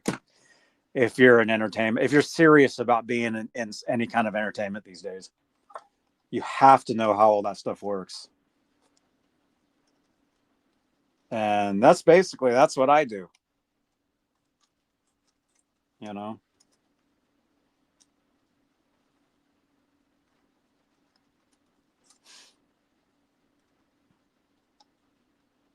You know, you have to make things happen for yourself, because it's not like it was 40 years ago. But, you know,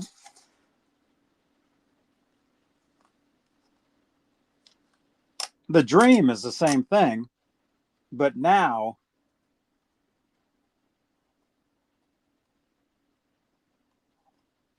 you know, if you really work hard.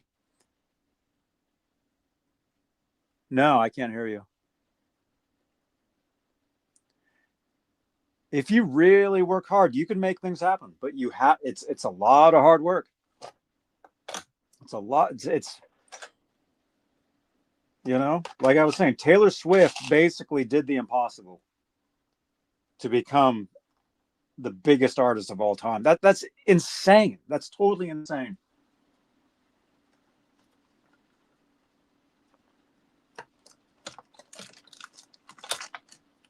And like I said, for me, it's inspiring.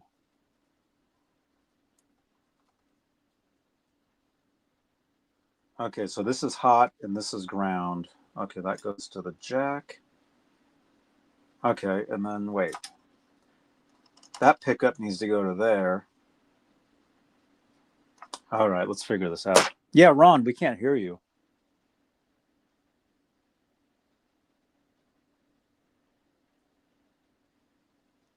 Am I muted? Can you guys hear me? I've been sitting there talking for like 20 minutes.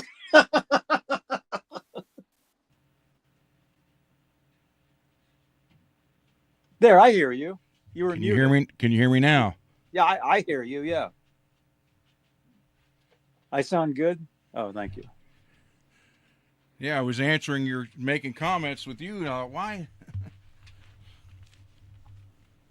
You're like, why is Johnny talking over me more than usual?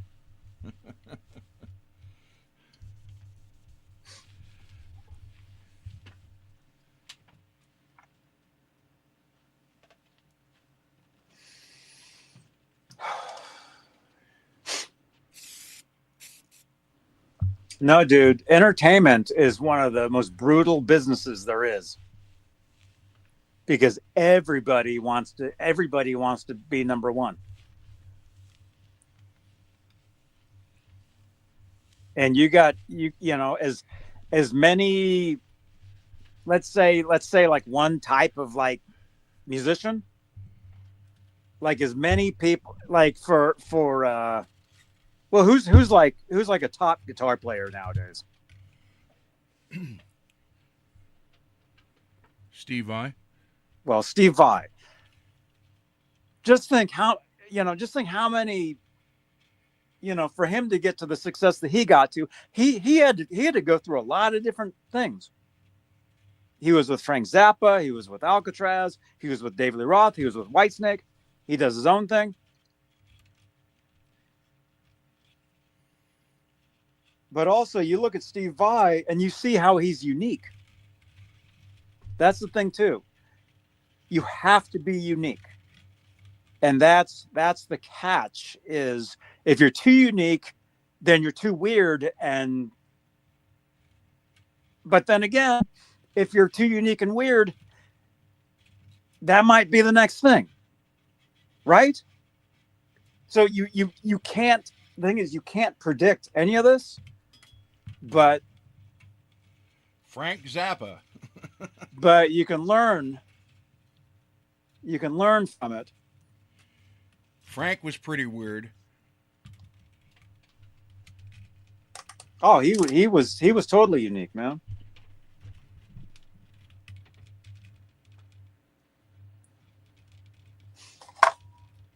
Okay, so this pickup needs to go to this switch. That needs to go. Okay. Let me see if I can get this going.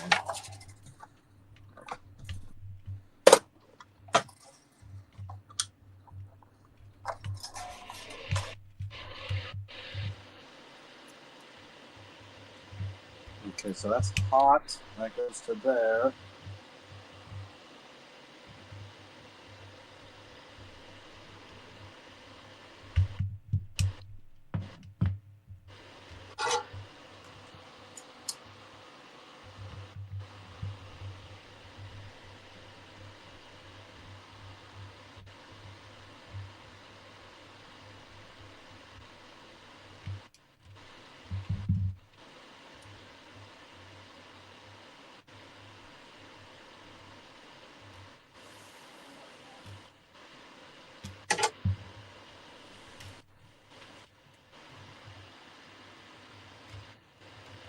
And see, I talk about this stuff because I know this stuff.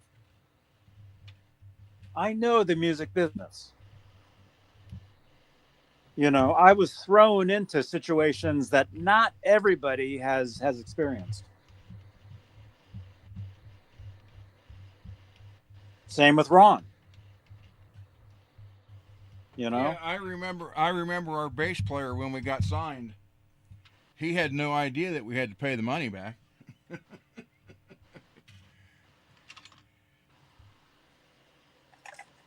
He was thinking like the Motley Crue video, home video. Well, you got to sell records to get to that point, Ron. No, I know. That's what I'm saying. He was like shocked. He thought, you know, they was going to give us this money and pay for all this stuff, and it was ours. And then they just got money from the record. And it's like, no, that's not how it works. Do you know how many bands get signed and make records that you never hear of? Quite a few. That never come out?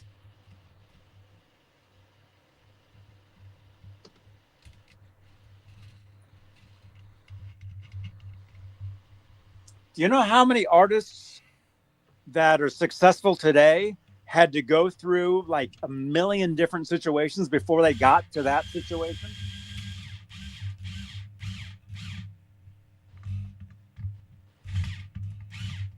I've known so many other musicians out there that have been signed so many times in so many bands.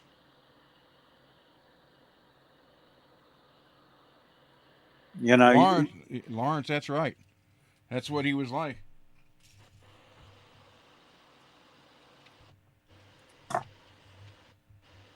He was shocked.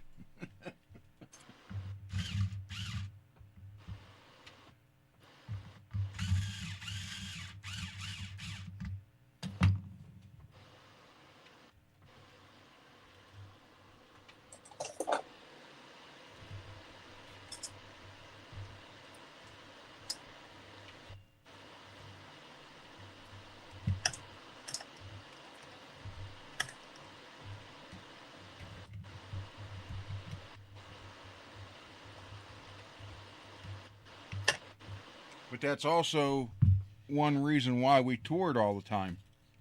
Why I was never home when Cole was a baby.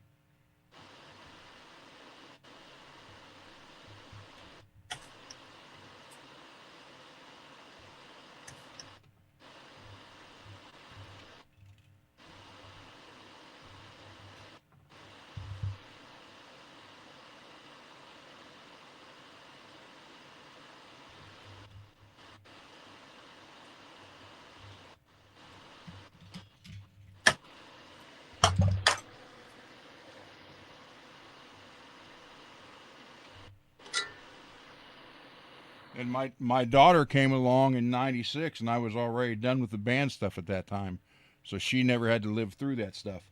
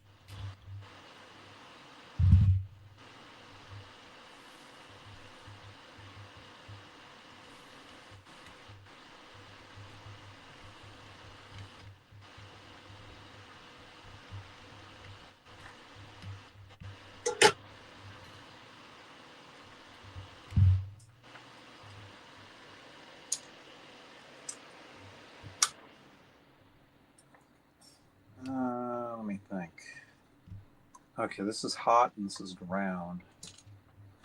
So I just switch wires.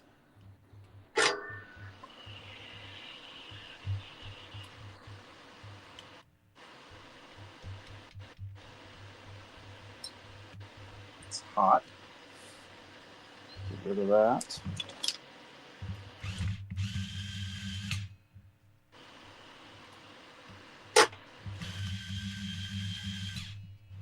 It's the hot from before.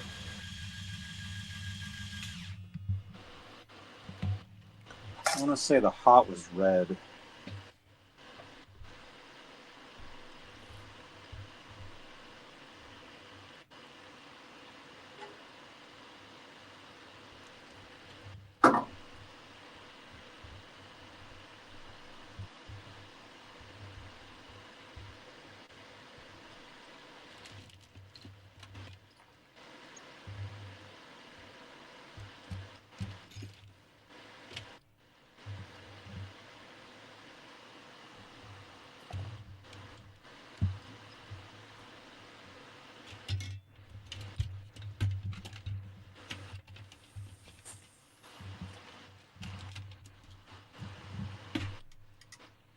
And I got to admit, it was fun while it lasted.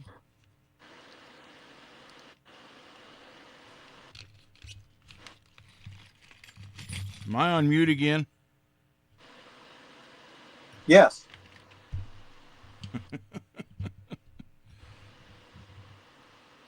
No, it was fun. It really was fun when it lasted, or while it lasted, but, you know.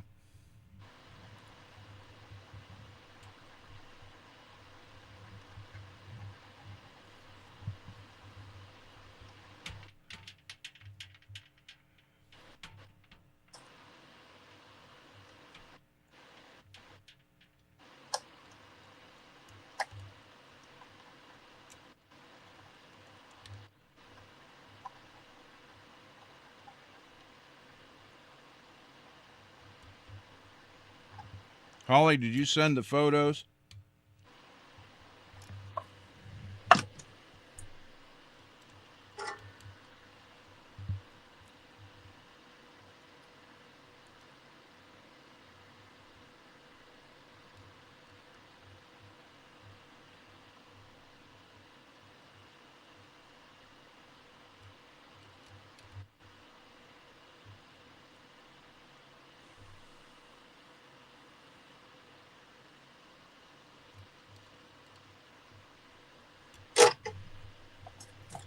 And black is ground as well.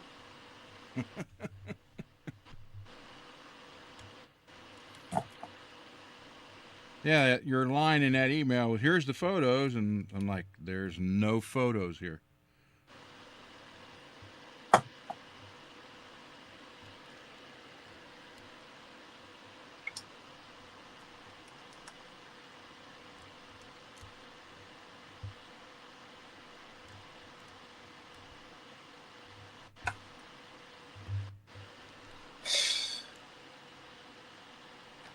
Johnny's got a small guitar there. Minnie, you ought to have him ask him to show it to you. Yeah, I've got a mini guitar.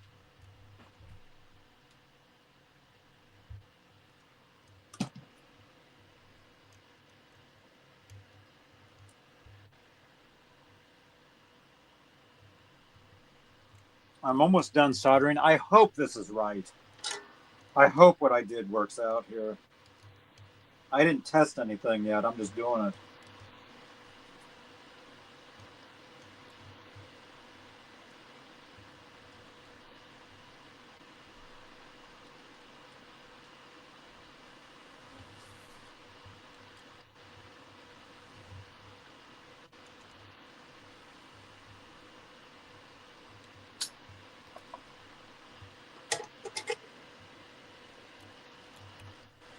Okay. So according to what I did, everything should be wired up.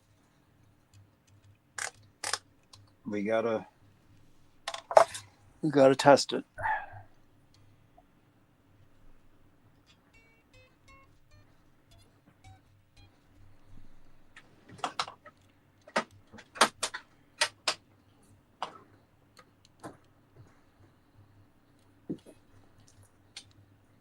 Oh, you had that fan running?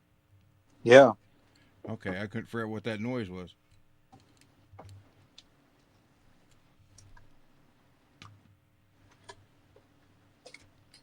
Okay, let's see what's going on here. Please work. Please. Oh no.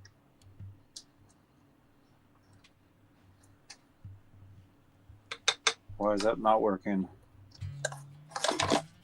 Oh wait, now why is it working? It goes from not working to working.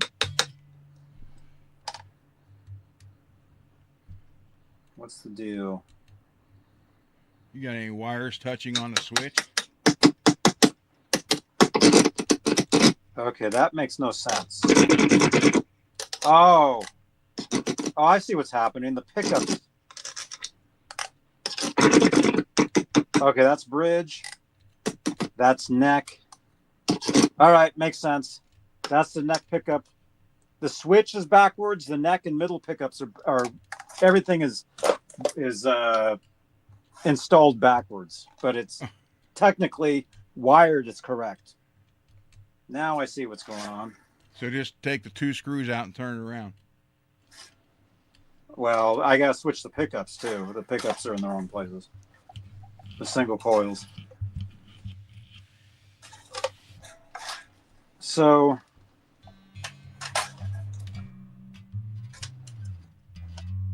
yeah, that's not the neck. That's the middle.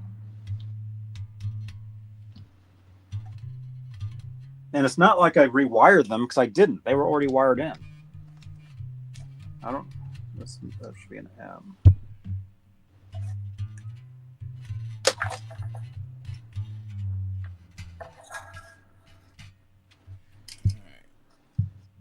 And if you guys want to hear more kind of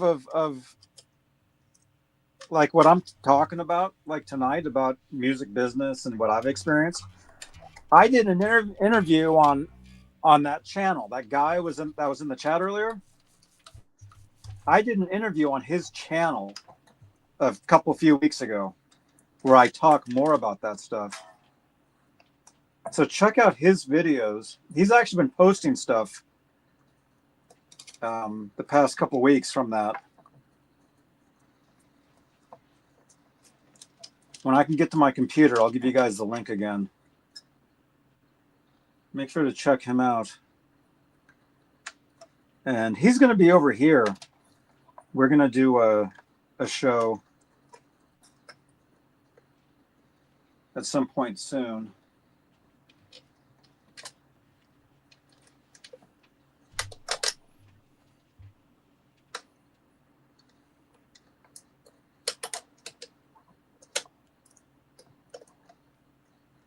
And it's funny because the way we met was he made a video talking about this Eddie Van Halen riff that I had made a video of 10 years before.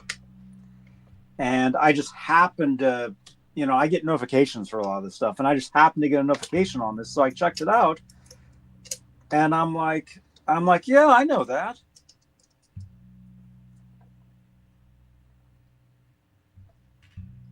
And then, we just, started commenting back and forth. And it happened pretty quick. Like, literally, just a few days later, I jumped onto his channel. We did an interview.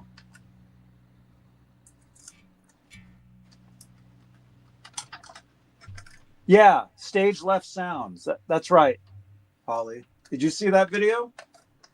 Go to his channel and you'll see the video that I did. He did a video on that wildlife out the window Back to the Future riff. I did the same video literally 10 years earlier. It's still there. You can, on my channel here, you can see it. And we figured it out. I did the video on the anniversary of the Back to the Future 2015 anniversary. That's when I did my video in 2015. That must have been why I did that. You know, because when you've done as many videos as I have, you can't remember stuff. You know, it's a blur, but at the same time, I remember everything. I don't forget anything, you guys.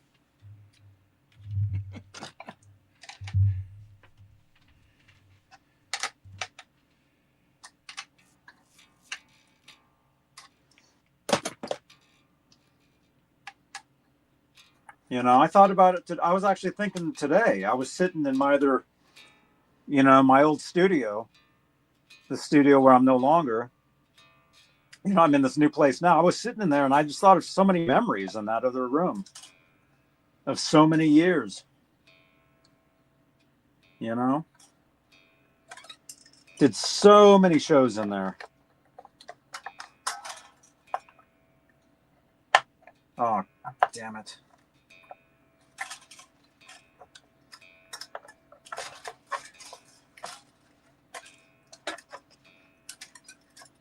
Oh, wait, I didn't switch that over.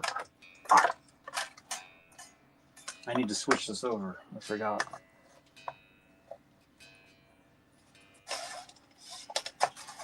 Just so many years of shows and videos. And I know we have a lot of new people here now. You know, a lot of you guys may not be aware that, you know, I've been freaking doing this for, like what you're seeing right now, like this show. I've been doing this show for years.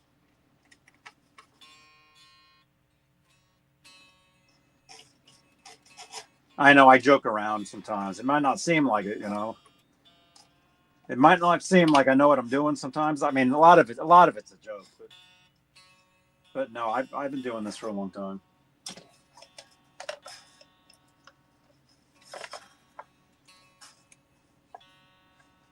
Oh, damn it. Are we okay here? Or is this messed up? Oh, we might be okay. We might be all right. I switched the switch around. Don't want to break any wires.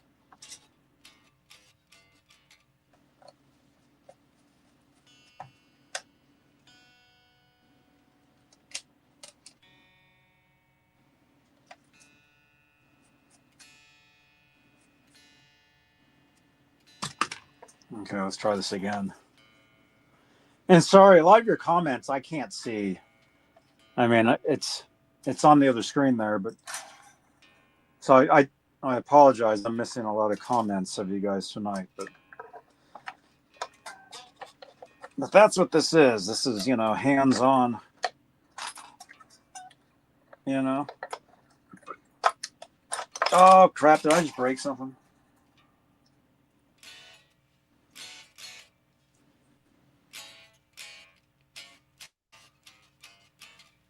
No.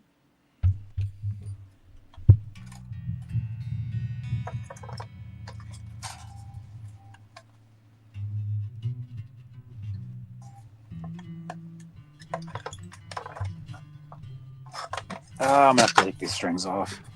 These strings are just in the way.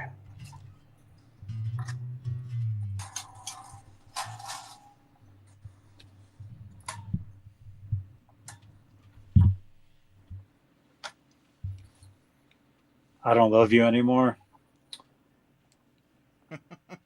If I didn't love you, I wouldn't be doing this. I wouldn't be doing this as long as I've been doing this. Because I love doing this. I tell you guys, I've seen dude, people, I've seen so many people come and go from doing this type of thing. You have to love this as far as doing this type of thing. Making video and everything. You have to love doing it. And I know you're just joking, but I'm constantly thinking of bigger and better ways on how to do all this. Make video, do shows, do live streams, do all this stuff. I'm always trying to figure out the next thing. That's like what I was talking about earlier. Because if I don't do it, nobody's going to do it. It's not going to happen. You have to make things happen.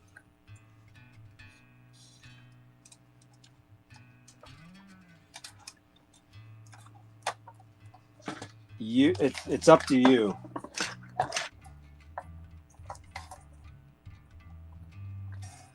Why is this messed up?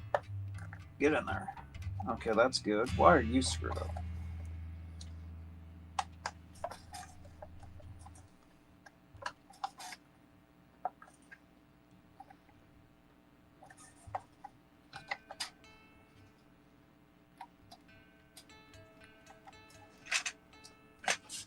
No, it's like, well, I don't know. Why is that? Okay. This pickup just doesn't want to fit in this. Okay. So there's that. Stuff still work, or are we broken?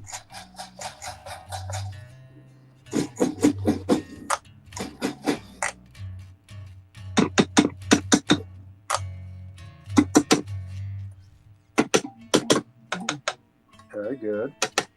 Good. Good.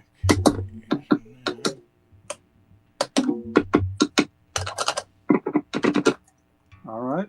According to this, everything is fine. Let's get everything screwed in there right.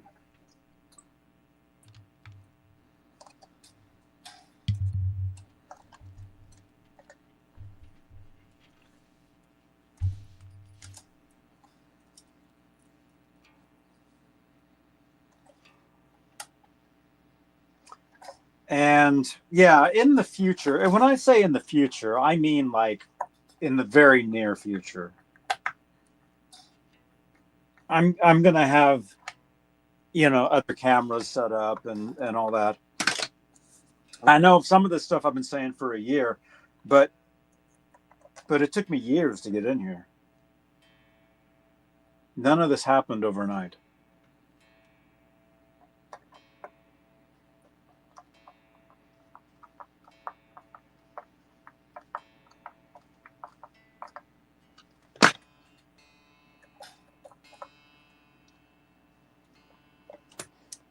Here, let's do this. Where's that thing at? So I'll have other different camera angles and stuff, different setups. But the truth is, you have to compromise.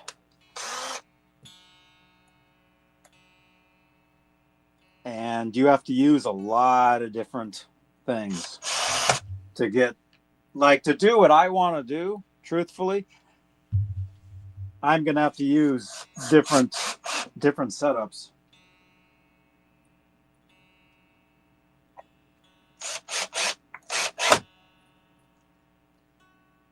And we're talking like technical when it comes to cameras and microphones and all that stuff. That stuff that costs money. So, like that $20 you see on the screen there, that goes right back into the show. That goes right into running all this stuff.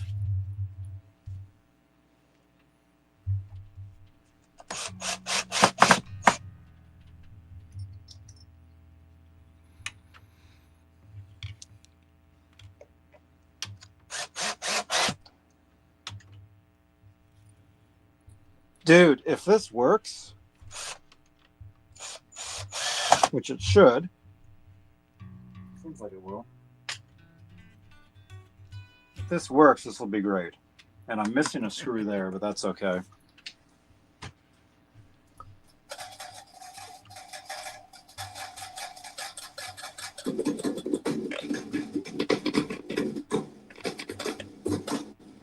Seems like it's going to work. Seems like it's going to work, dude. Okay. That's what you want, all right? Yep. I mean, that's what you want, so.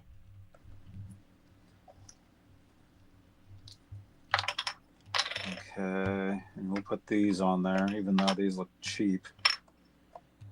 I bought that other set of knobs. I stuck them on a different guitar. Or I split them up between two different guitars. Oh, wait, I had this. If Janice, if you're here, send me a tweet reminding me to get some, what are they called? Parchment? All parts. Oh, parchment color? Parchment knobs. Yeah, they're made by Fender. I already got a set of them. I stuck them on another guitar already. I want them for this guitar. Although this doesn't look bad. I have a set, Johnny. You want them? If you can spare them. Yeah.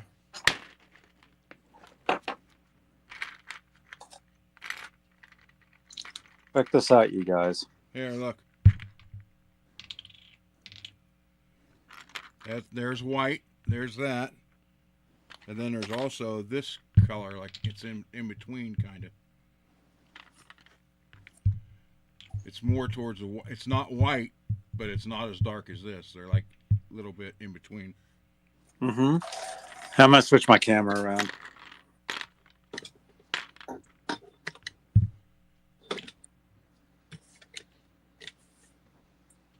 See, look at that. That looks pretty cool, huh?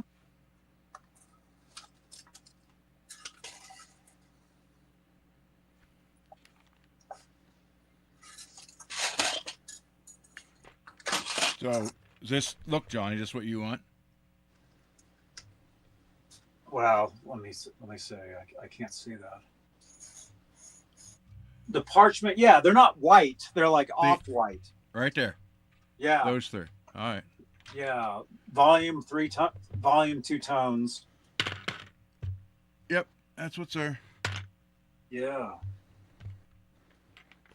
Do you need a parchment color cover for the tremolo bar?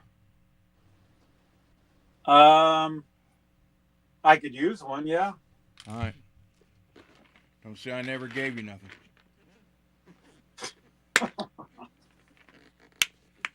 Dude, look at that.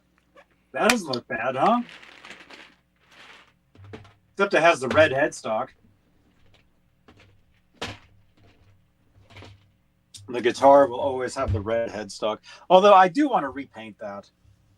That is something I've thought about, or just, you know, although it doesn't bother me. Where's my freaking... Let's do this.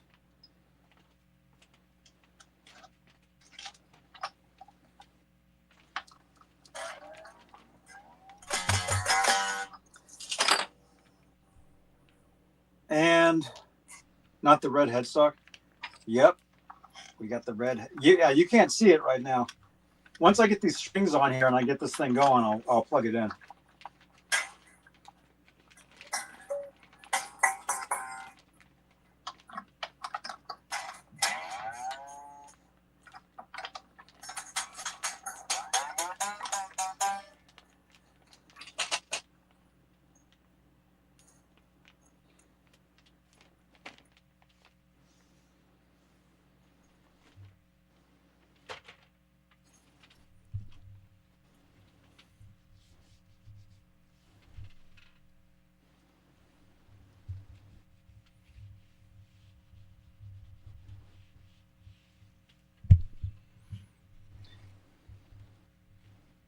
I actually thought about a red pickguard for this guitar, just to make it match the red headstock.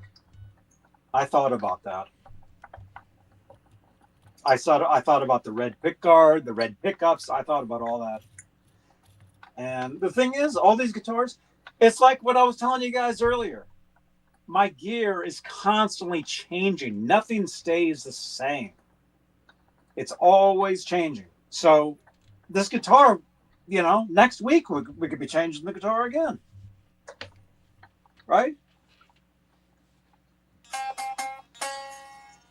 But for now, I would like it to work as this. The link to the Red Rockman is dead. It doesn't work. Thanks, man. Let me look into that.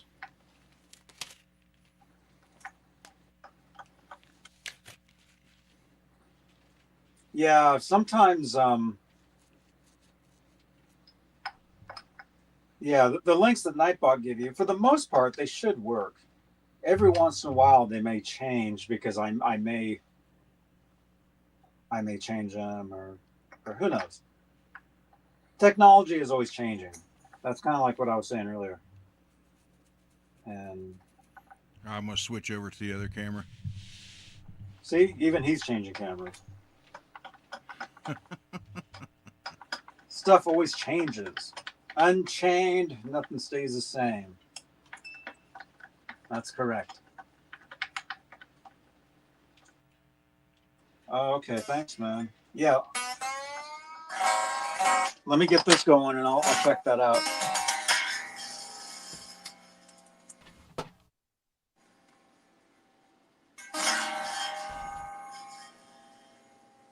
Let me see.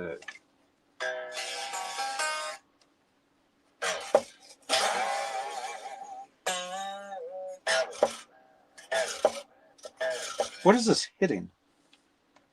Is it hitting the pick guard? What is happening here? Did you say Picard? Yeah. Captain Picard? No. Captain. Jean-Luc? No.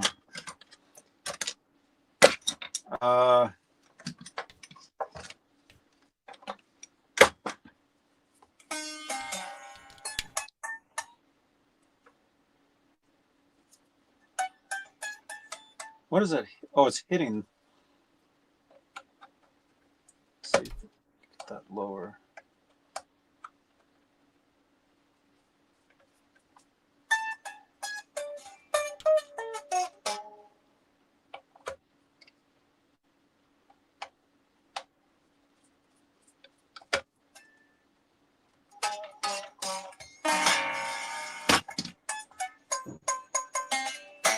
Oh, it needs to be tuned to pitch. That might help.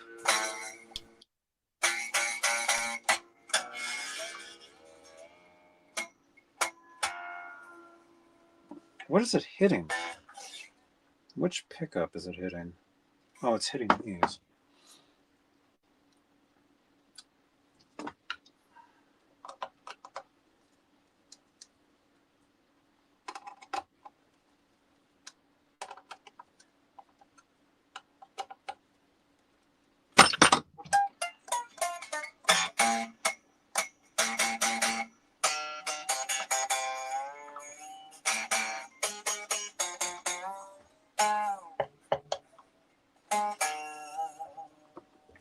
What is going on here?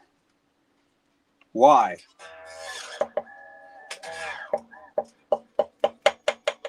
What are you hitting? Oh, you're hitting the volume knob.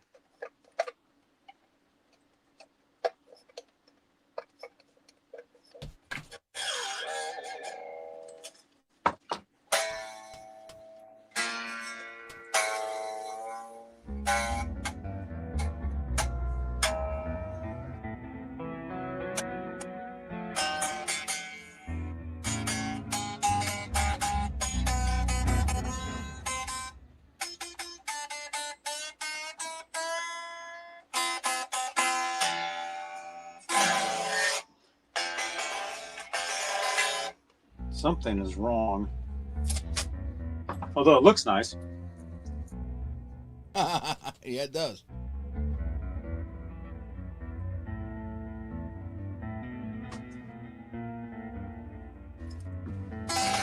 It looks good. Let's see if it sounds good. Come here.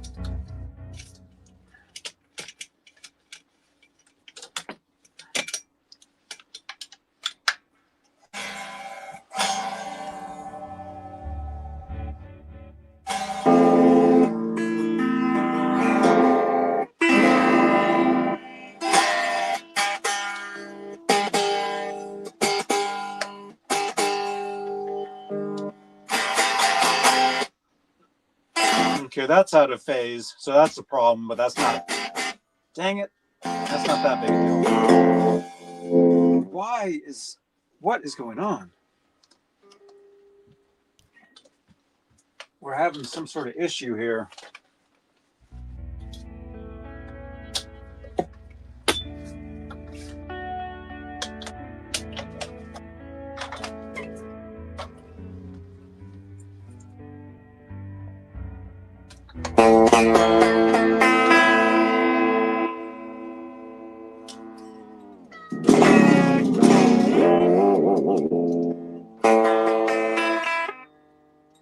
Now that makes no sense.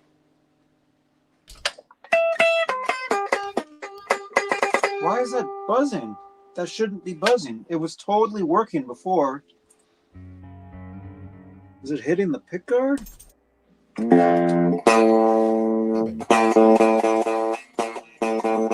want to say hi to everybody? Come here. Come here. Babies. Come here. Come on, up. Come here. Come here. Up. Come on.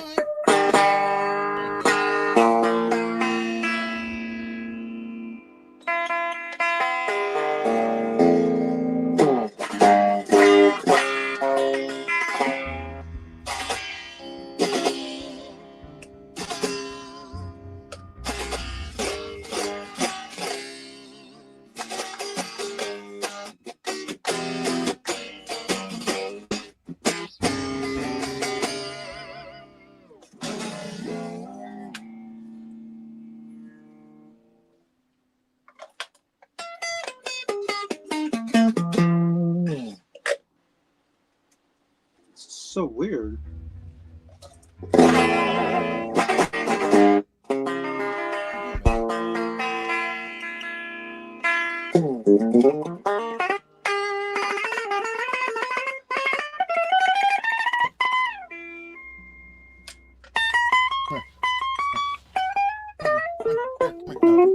Here. Come here.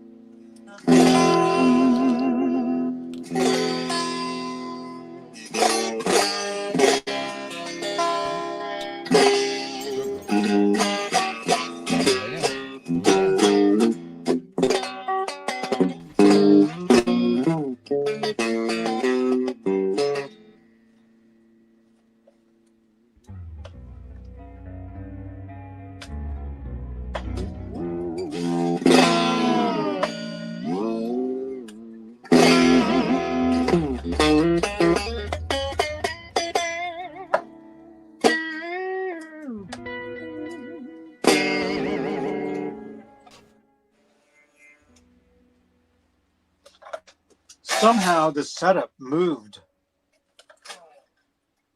What moved? The setup.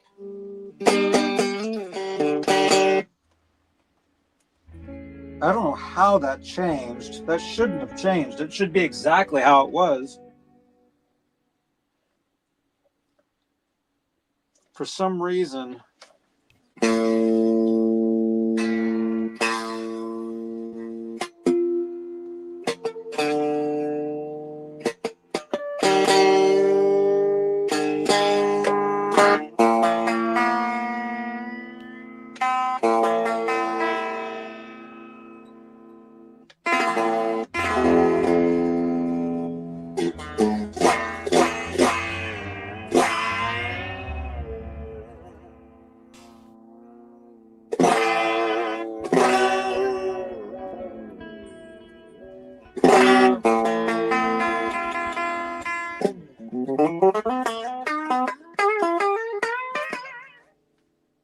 Yeah, it's buzzing because the action's too low. But it's weird that that happened. That shouldn't have happened. That's exactly.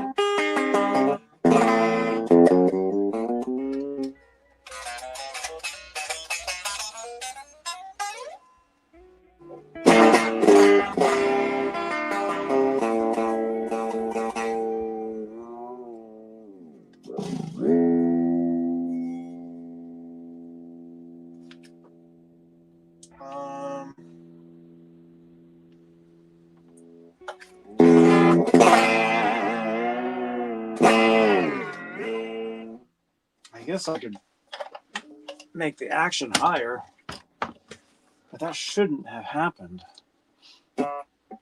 It's weird.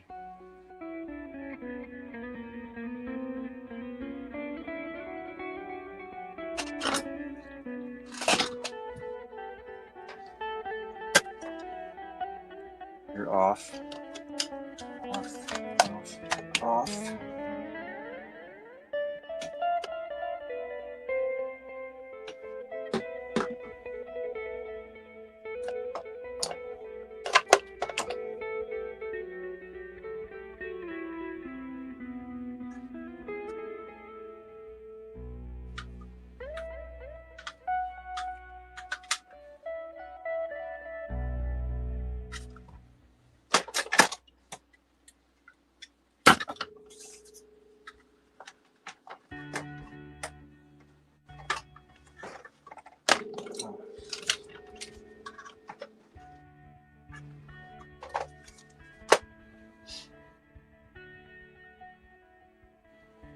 It's too small.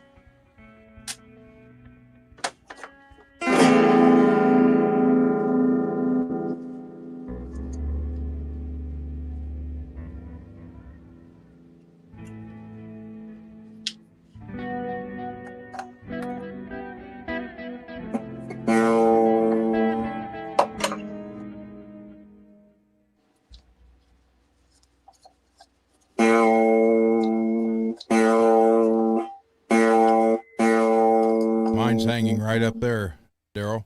1959 Gibson Les Paul Jr. from my father.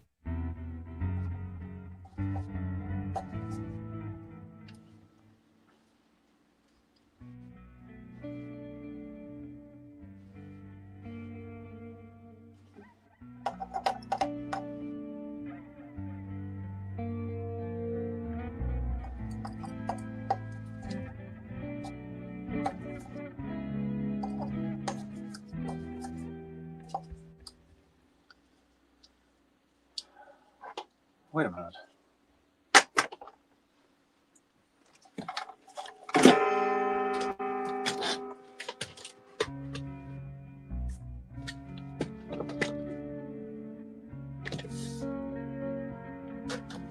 In one of these drawers is a VegaTrem box. This should have all the right stuff in it. There we go.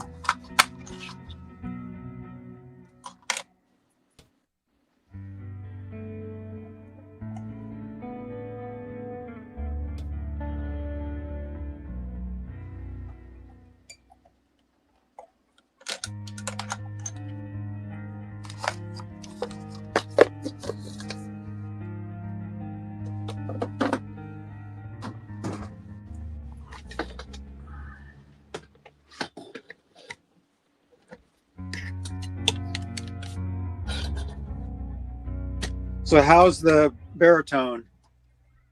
Perfect. The neck has needed shim since I got it.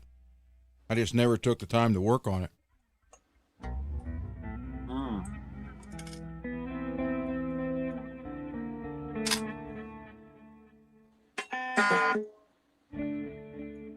This actually makes no sense.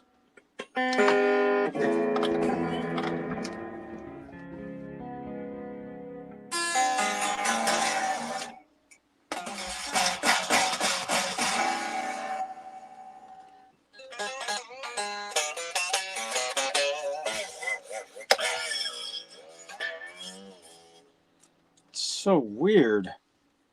Is it the pick guard hitting that? Because this thing, it was set up and it was fine. And then now it's not. And I know it moved. Did the plate move? What plate? The plate that the tremolo goes into. It shouldn't have.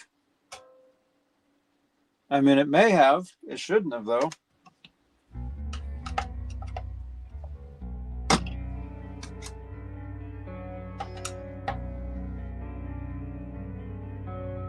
I mean, no, that would no. It's one height. Oh.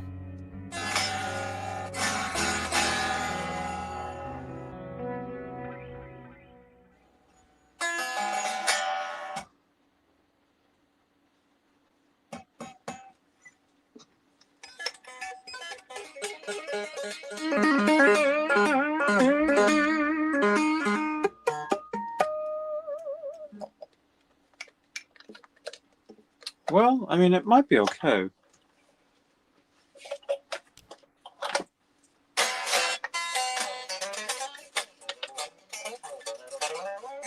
Let me just tune it.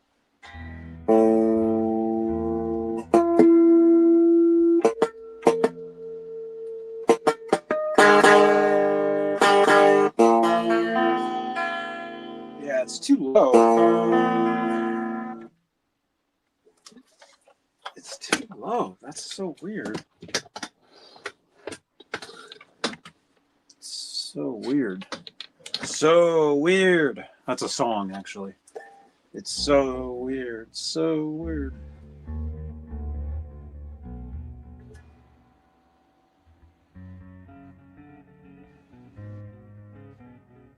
I don't want to get you in trouble.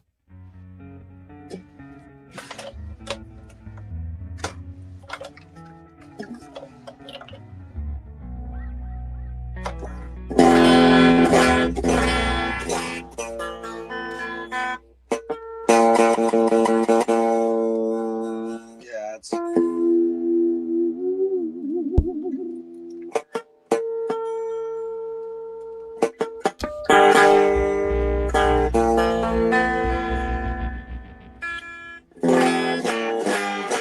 Maybe I should just let this sit overnight. Let me... Dang it. This sucks because you guys can't hear what I'm hearing. That's what sucks. Let me plug into this real quick.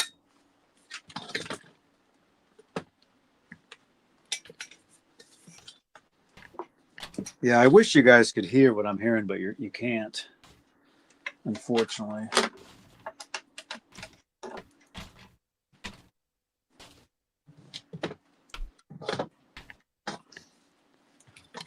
There's my first one, Daryl.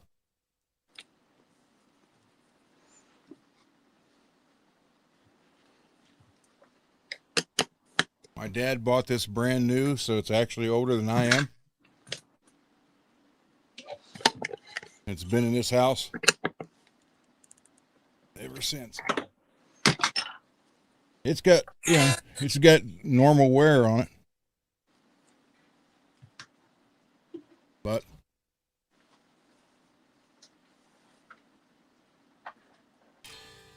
still in tune.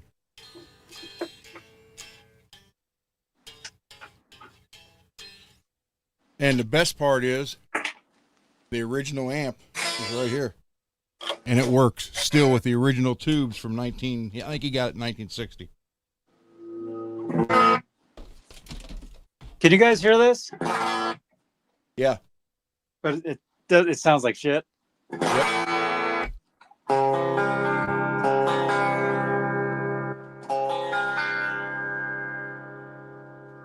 Original, everything's still original. Original tubes, everything, it still works. At least I think it does. Let me find out. Look at the plug.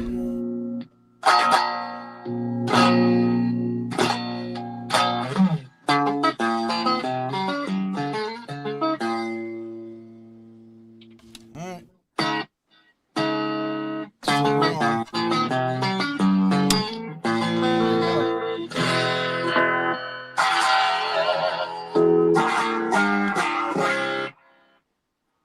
There it is. Got instrument 1 and 2. Instrument 1 and 2. Volume. Frequency, which is like a tremolo effect. Get the fuse on. It is a get a light so I can see. Hold on. That's too bright. It is a model GA5T. Yes, this was my dad's amp and guitar that he bought in January of '60.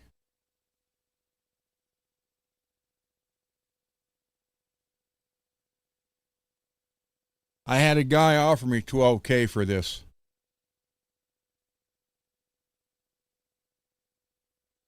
Actually threw the money down on the bar. Can you hear me, or did Johnny mute me?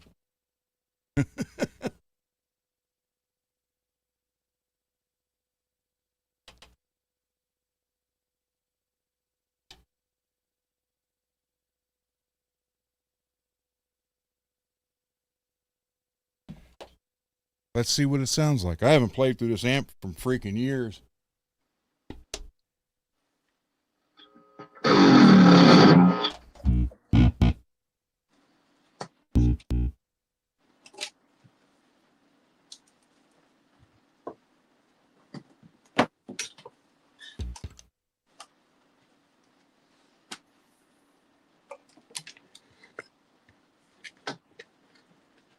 It's still got the thumb cutters on it, what I always call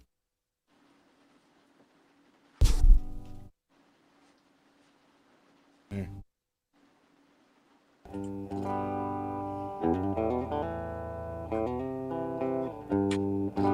Here's a tremolo effect.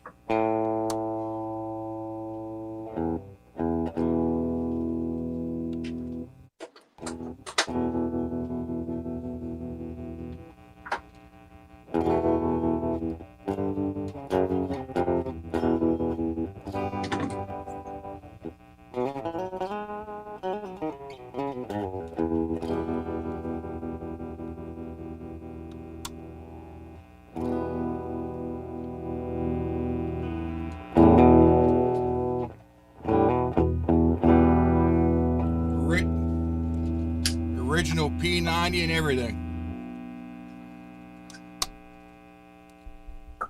Original Jensen speaker.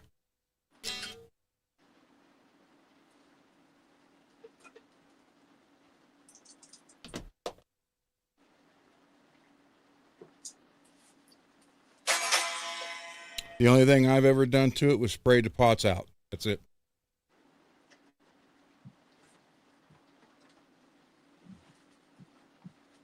Still the original frets, everything.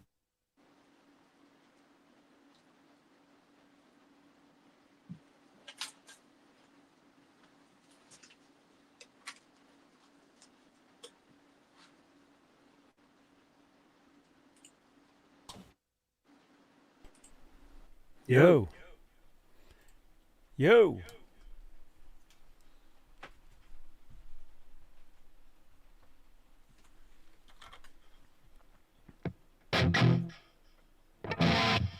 That sounds better. It's buzzing. It's going to buzz. How's it look? Looks good. I mean, yeah, it has the red headstock and the paper towel under the D string. Yeah, it's, you know what? I'm going to send you another nut for that, too. See, with distortion, you're not going to tell so much.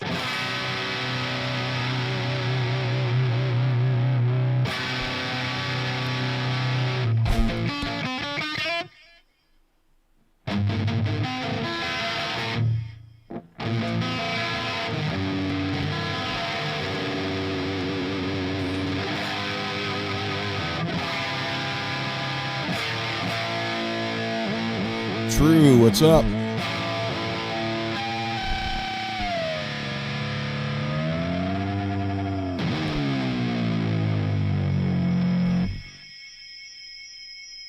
that me or you?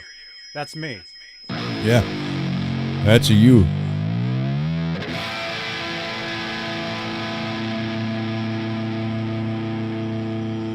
I got my stuff shut off.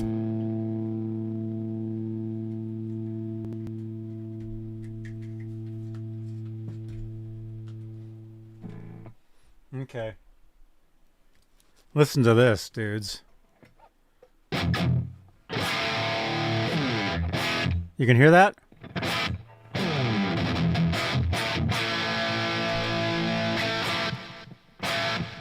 There you go.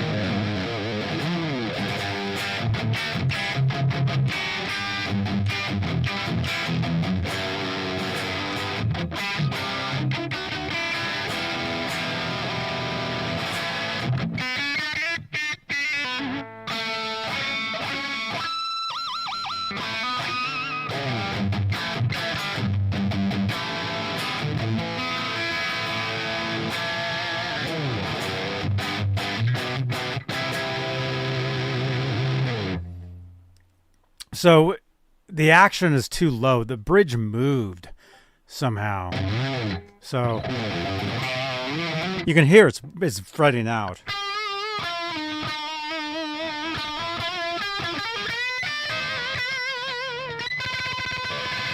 You can hear the buzzing.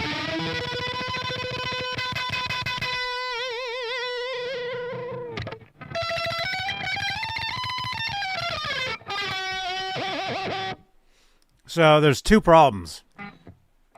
The action is way too low. It wasn't too low before. Something moved, and I'm trying to get it back into shape. But see, that was the problem. That's something that I feared with this guitar. Was when I used to use this guitar a couple of years ago, I loved it. It was my favorite guitar. I've since, that's the whole thing about freaking Mojo, is you mess with it and it's gone. Unfortunately, something happened, and it's not how it was. I mean, it's still good. So I will continue to work on this guitar. And yes, it has the red headstock. But so the action is too low, which, like I said, it shouldn't have happened. All I did was change the pickguard. That shouldn't affect the action, but detuning the strings, that affected it. And then with the wiring, unfortunately, I'm going to have to switch. If I go back in here, I'm going to have to switch these two, the wires for these two, because they're out of phase. If I put it in the middle, wow, that's messed up. You can hear this. Hear how it sounds kind of nasally? Especially right there, you can hear it. That's a combination of the pickups being out of phase and the action being too low. You instantly hear the difference when I either go back to the humbucker by itself or to the middle pickup by itself. Listen. Here's the middle pickup. Now it just sounds like the action's too low, but the nasal part is gone. See, now it's out of phase. If I go to the bridge pickup, it'll be fine again. See?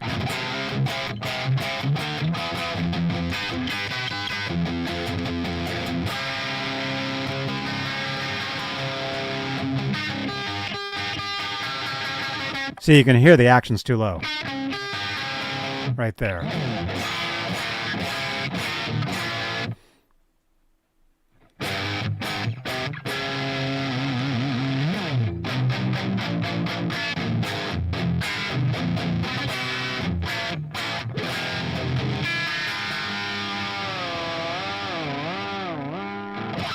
Yeah, you can.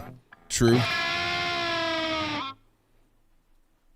You can do that with any floating tremolo.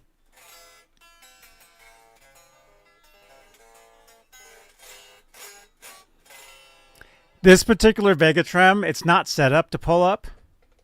I mean, just barely. It's mainly to dive all the way down.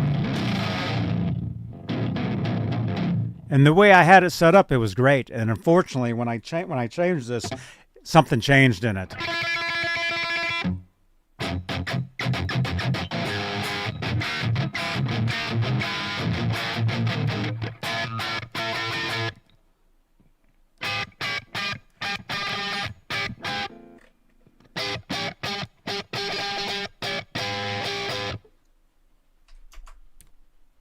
Maybe it just needs the black pickguard.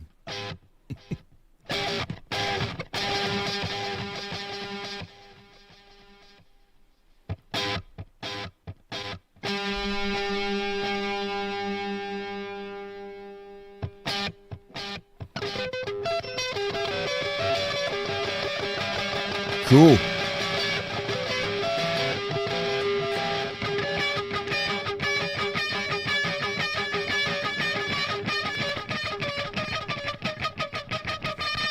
Yes, Holly.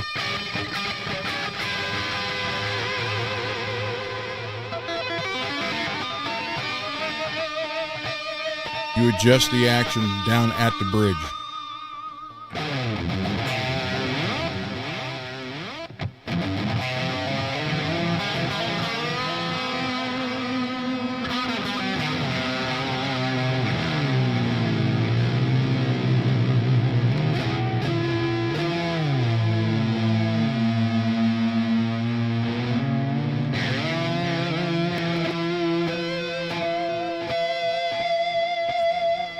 Good night, Minnie, and you're welcome. Mini guitars. Thanks for hanging out, man.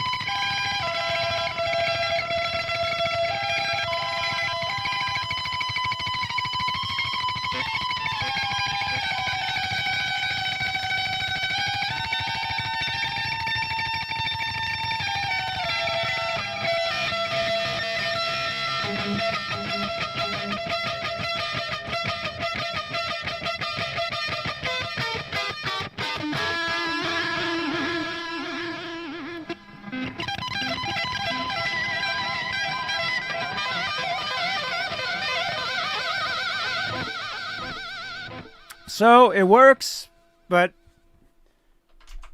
it needs to be set up. I mean, you can hear it, but it's not the worst. Like it's usable, but at the same time, you can hear it. So if you keep it on distortion, it's less obvious. Like if I put it on clean, it's way obvious. You're welcome, Holly.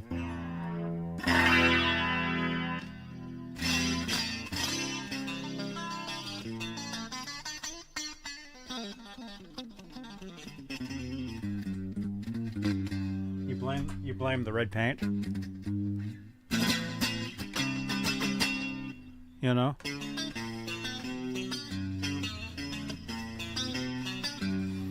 Unfortunately, this is out of phase here. See, now you can hear it. How it sounds really Sounds like thin. we're listening to and Police tinny. through an AM radio. Through this. Yeah.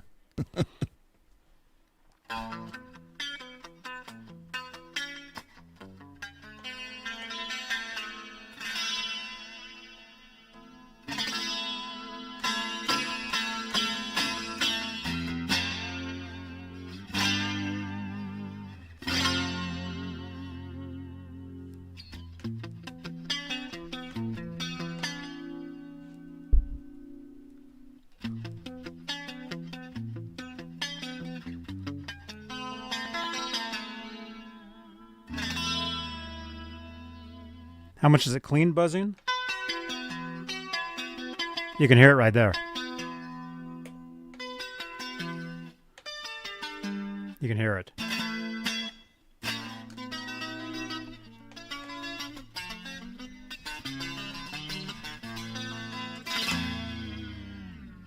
How straight's the neck? It's pretty straight. It's fine. The next They're fine. always thinking the same thing. It happened down here. I saw it happen. It moved. Like it'd been fine and then it moved.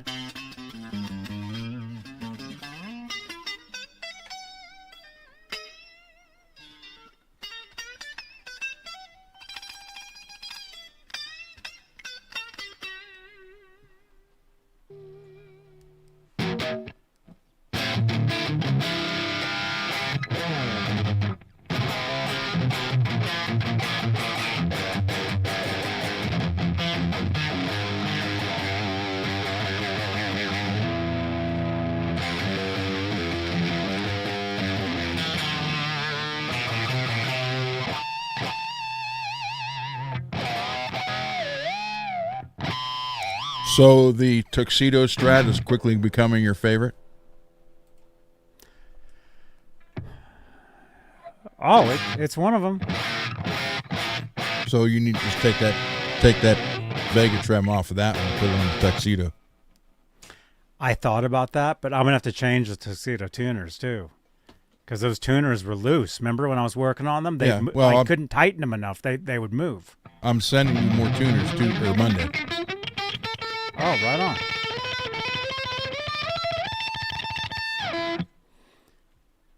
Anyway, looks cool. I think what happened was originally for a few years this guitar I played with 10s. And then I changed it to 9s. And it worked for a little while and then it stopped working. Good night, Holly. Hey, Holly, before you leave,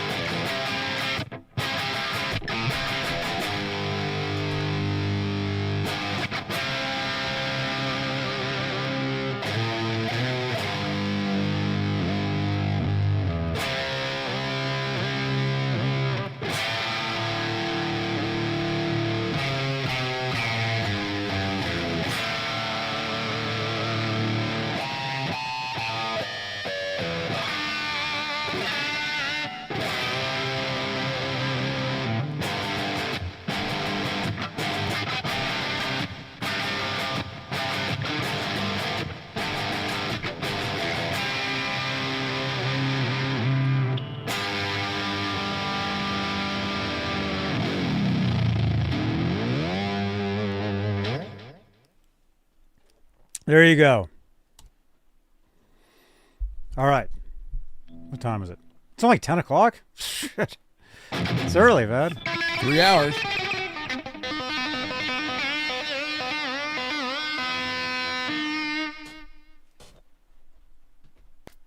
There you go, man.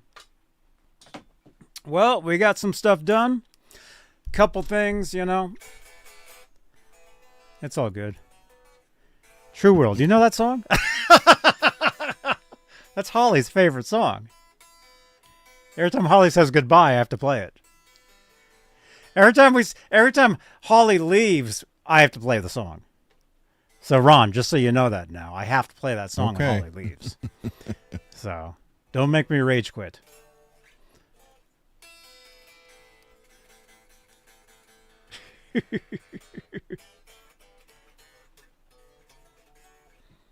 Cool, dudes. I just have to hit an A over top of it real loud. That's Yeah.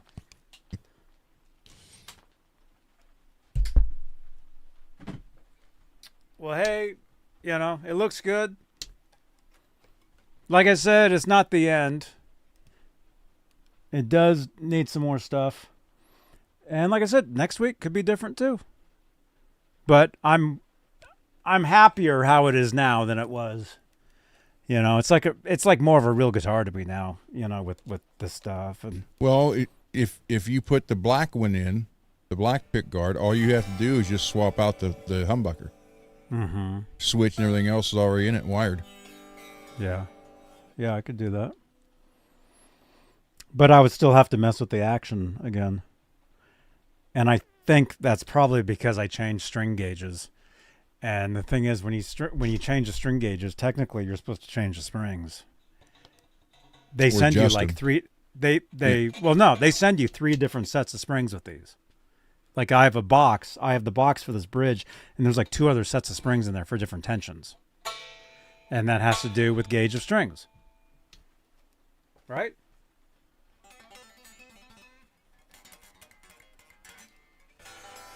Sammy always says how he took the part about getting... What? Sammy Hagar? You know he wished me happy birthday one time? Did you know that? Check this out. Sammy. What's up, dude? How you doing, man? I'm doing pretty good. Hi, You want to film? You can film all you want, man. What do you want me to tell you in that camera? Hey, happy birthday to you, man. Thanks. I'm Johnny Beane. I've met you a few times. Johnny Beane? Johnny Beane. Oh, yeah, hey, Johnny Beane. Sammy Hagar here, man. Congratulations. There you go. One or all.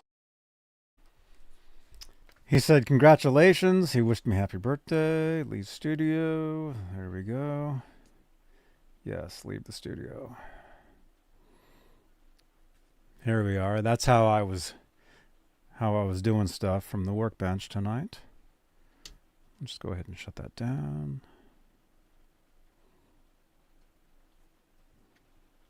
There it is. Right on, man.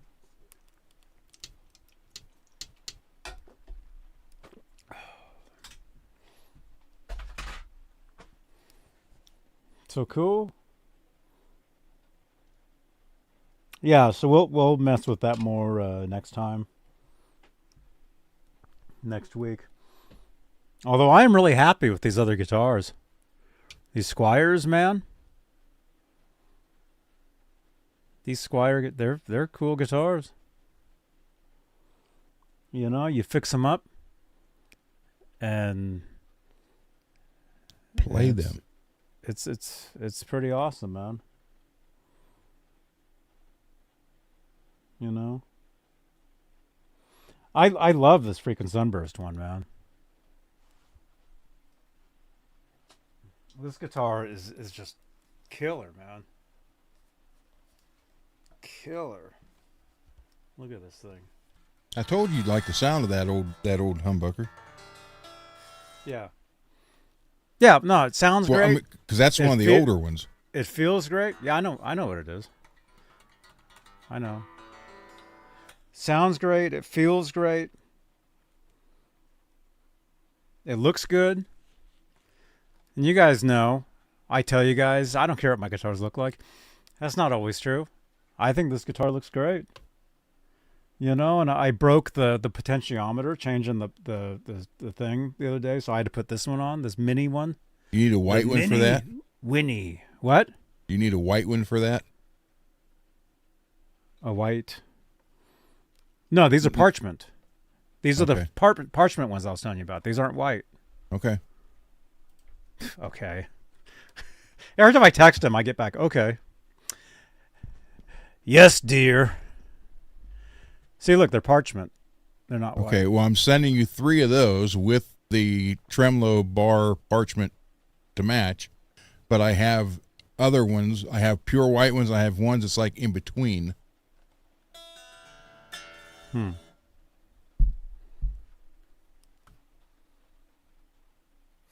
Or I have black. See what I'm doing here. I have one blue one. Blue what? Knob. Volume knob. Wait, we don't need to know that. There you go. So you guys can tell those are totally like not white next to that pick guard and the switch tip. And then I went to put that same volume knob on there and the thing freaking like breaks. So I happen to have this that has a set screw. So half that potentiometer is broken off in there. that. It's busted. So this mini knob here has a set screw, which you can see. Wait, right? do you still have the volume knob then? It's on a different guitar. Okay. True See, World. this Yeah, she can out of wood, and she's going to try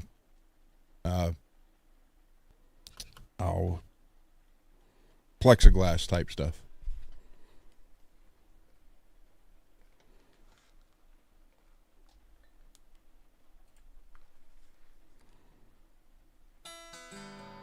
Yes, robot. Yeah. Yeah, see, they changed. Robot, dude, that was cool last night, huh? Those bands, they gave me some stickers, man. See, Robot was there. That band, they were called Powerstrip. They gave me some At stickers. first, I thought you said Powertrip. That's a band. That's a heavy metal band. That was your band? No. It was the 80s, Johnny. Powerstrip. And look, they're all little plugs. The Hello Pluggy collection. You can't see it. It's pretty cool. See? Mm-hmm.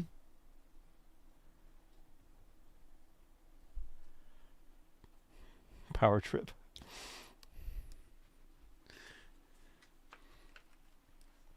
Yeah, Powertrip Post-Mortal Form is a great song. Cool.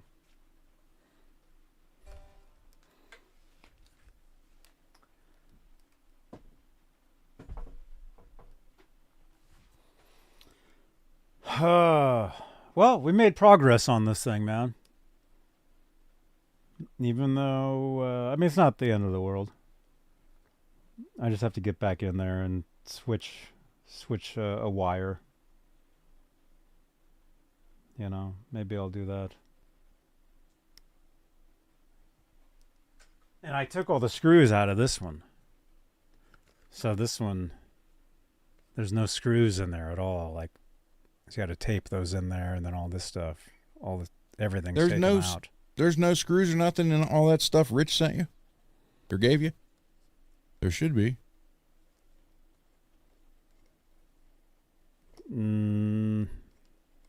Maybe. There might be.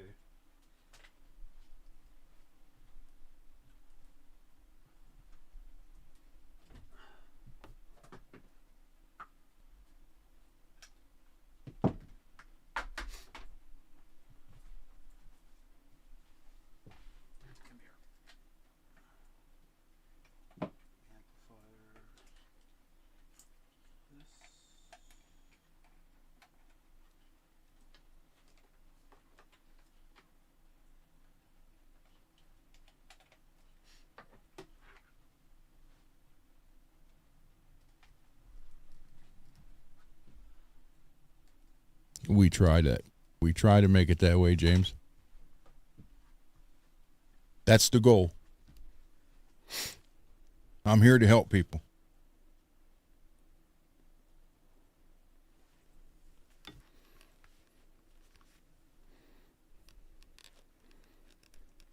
I've never tried one true. I'll have to tried and true.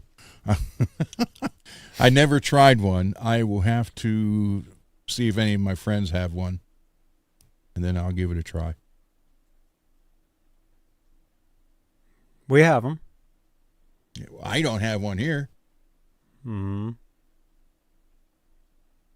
But then again, I can just plug the Randall in. So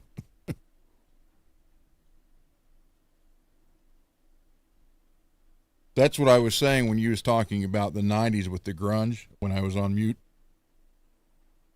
I said that's why I am a big fan of Pantera, because when all that stuff was going down, they raised the metal flag and kept it going and made it better and stronger. Mm-hmm. I was there. I remember. You know, I met him. I was introduced to all that stuff at the same time.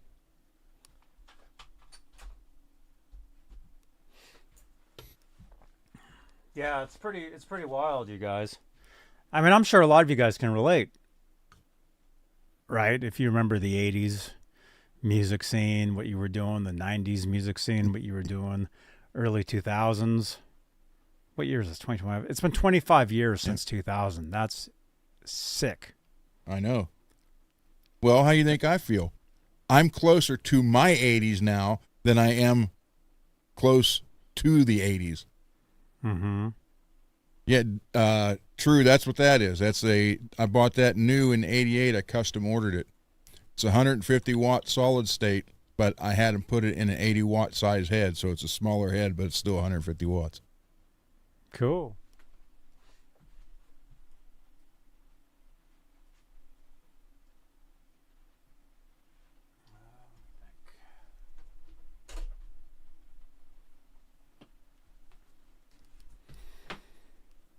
Yeah, you guys, it's crazy, man. Time is just flying by. That's like what I was saying earlier, man. If you're going to do something, you got to do it. You got to do it. And 9 times out of 10, nobody's going to do it for you. You got to do it yourself. You got to figure it out. What do you think I'm doing here? You know? I just stumbled into doing this. It wasn't some plan to do whatever this is. I guess it's a show. It just happened. You know, and it's been a lot of years, and I'm always learning. I'm always figuring stuff out. You know? And Ron 3D printed Well, this is a the holder base or something. This is a base for a soldering station organizer with a drawer. So I did all this. The rest of it finished printing while we were doing the show. All the stuff to go in it for it. Oh, man. See, eventually, he's going to 3D print his house. And behind him will be all 3D printed. I'm going to print that puzzle guitar that you can put together and add a neck to it and pickups and play it. And I'm going to send it to you. Oh, cool. It's going to be 2 colors. Pink. Black and what do you want? Pink? I want 2 different shades of pink. He's like, ugh! Johnny, that's what it was when it came out, man. 2 different shades of pink. Is Pepto-Bismol pink when it comes out, too? Or is it slightly a darker pink or a lighter pink? Or both? It's a rusted pink. Puked-Bismol. I told you guys when I worked with Desmond Child, man, a lot of people don't, well, nobody knows this. I used to have a major anxiety problem. And you wouldn't believe that seeing me on here now. I'm a totally different person now than I was years ago. I used to be, I had a fear going outside. I had a fear standing in lines in public. I couldn't, but I could play guitar on stage. Anything else than that, I couldn't do. I couldn't talk on a microphone. I couldn't public speak. Couldn't do it. And you take anxiety meds? I used to, True World. I used to take this thing called Paxil years ago. And then I had to get weaned off Paxil, and it was unbearable. It was horrible. So, dude, I used to take anxiety meds and drink together. I used to sit, you guys don't believe this, man. I used to sit in the bathtub. I used to be in horrible physical pain years ago. And I would sit in a hot bath and just drink and take pills. Like the total, like, you want to talk about 80s rock star? Dude, I was an 80s rock star at one point. In the 90s? That's the bad part of, yeah. I lived the bad part of being a rock star. So, why am I even telling you guys this? Because I tell you guys the truth. I don't make shit up, you guys. Everything I've always told you guys has always been the truth. Right? And I thank all you guys for hanging out and listening to this and watching these and especially dropping your comments below on playback, all that stuff. But I used to have horrible anxiety. It's weird. I don't know. I don't understand how that even happens. You go from being totally normal, totally fine, where you can do anything, and all of a sudden something snaps and you're not the same person. Thank you for subscribing, 80s man. Thank you so much. Like at some point, something snapped and I wasn't the same person. I mean, I was, but I wasn't. It's a weird thing. Maybe if you guys are on anxiety meds, you understand. This makes sense to you. So for a little while, I had this horrible anxiety, but at the same time, I had some pretty cool things happening in my life. Musically. Okay. Yeah, use that and we'll be able to hear you. I am using it. You don't hear the bzzz now, do you? You feel like the world's closing in? Yeah. That's how it feels. Yep. You feel like the everything's closing in on you and you can't breathe. I had that problem, dude, years ago. And it's like what I'm doing right now, I couldn't have done. And I'm not on medication. I'm not on nothing. But anyway, so I used to have horrible anxiety, like out of nowhere. Like something snapped. I don't know what it was. Something like I was fine. Everything was cool, whatever. It's the weirdest thing, too, when that happens. Ron, I don't know if you can relate to this. I don't know if you've had these issues, but where you're just normal, you do whatever you do, and then all of a sudden something just changes, and maybe it's puberty. I don't know. Maybe all of a sudden something hits and you're just a different person. Your voice gets lower. No, which my voice has definitely gotten lower doing these shows, because I talk so much over you. My issue was from the accident I had when I was 18. And it affected the personality section, and I had anger issues. Mm-hmm. I had to. They gave me biofeed. I had to learn how to control my anger. Mm-hmm.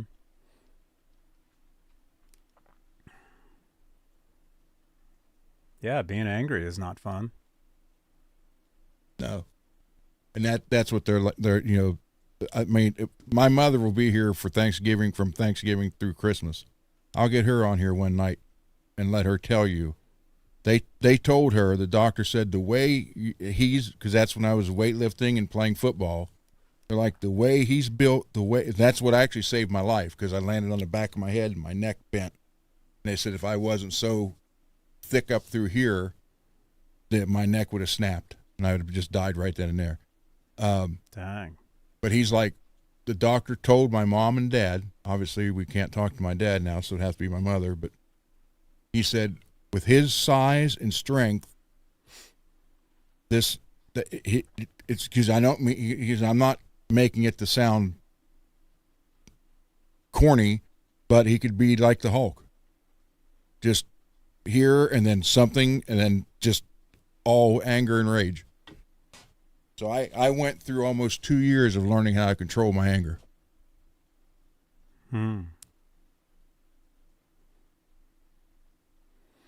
So I've done really well. I haven't had any issues that happened in 83. So after 85, been fine. Dang, that's 40 years. Mm-hmm. That's where the blood vessel broke in the brain, was the personality section. My mom will sit right here and tell you I'm not the same person I was from born to 18. From 18 on, after that accident, she said I changed. Mm-hmm.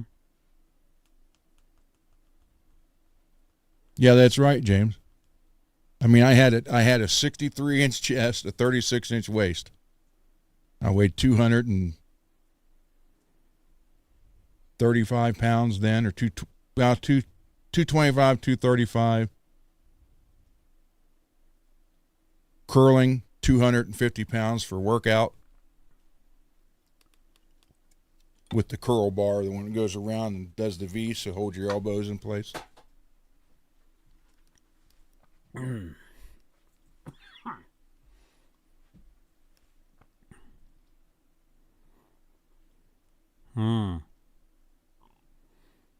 Yeah, that's tough, dude. There you go, True. Yeah, I used to do that. I used to do bodybuilding.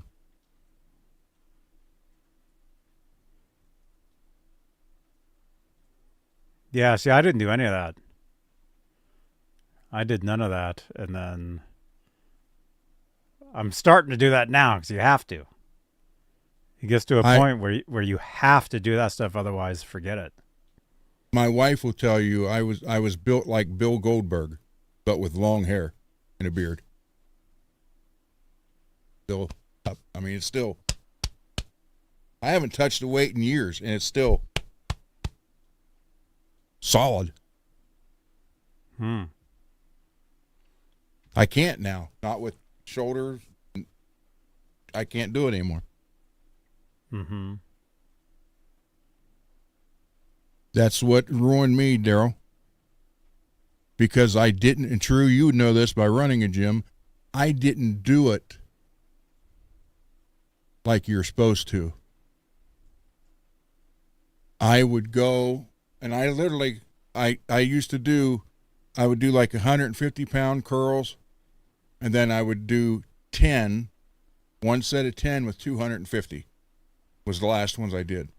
And then, you know, you give your body, your arms and upper a rest the next day. I never did that. I wanted the chest, the arms, the abs, and I just did that every day. And they told me you'll pay for it when you're older, but then, you know, at that time, I didn't care.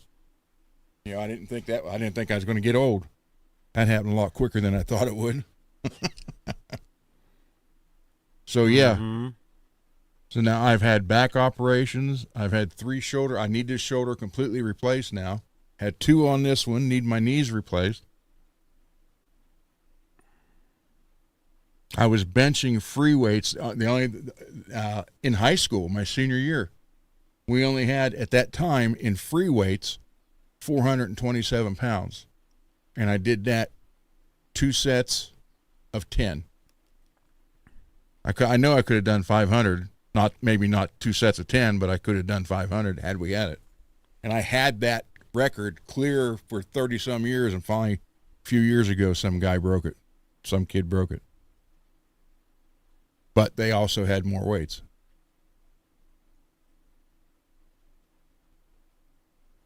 No, I never did. I just worked it until I did that every day until I couldn't do it anymore. And then I'd go right back the next day and do it again. And it just destroyed my body. Everything they said about you'll pay for it later, I blew it off thinking, yeah, right, whatever. No. That wasn't, they were right. I was wrong. See here, Johnny, I was wrong. I admit I was wrong. That's why I tell Jed, because Jed's 6'10", and he was 420. Now he's down to like 320. He's going to the gym, and I tell him all the time, because he's here. I see him 5 days out of 7. I said, Jed, you see how I walk now? You see how I can't move, and you better listen to me, because I'm telling you, I didn't listen to him when I was his age, so.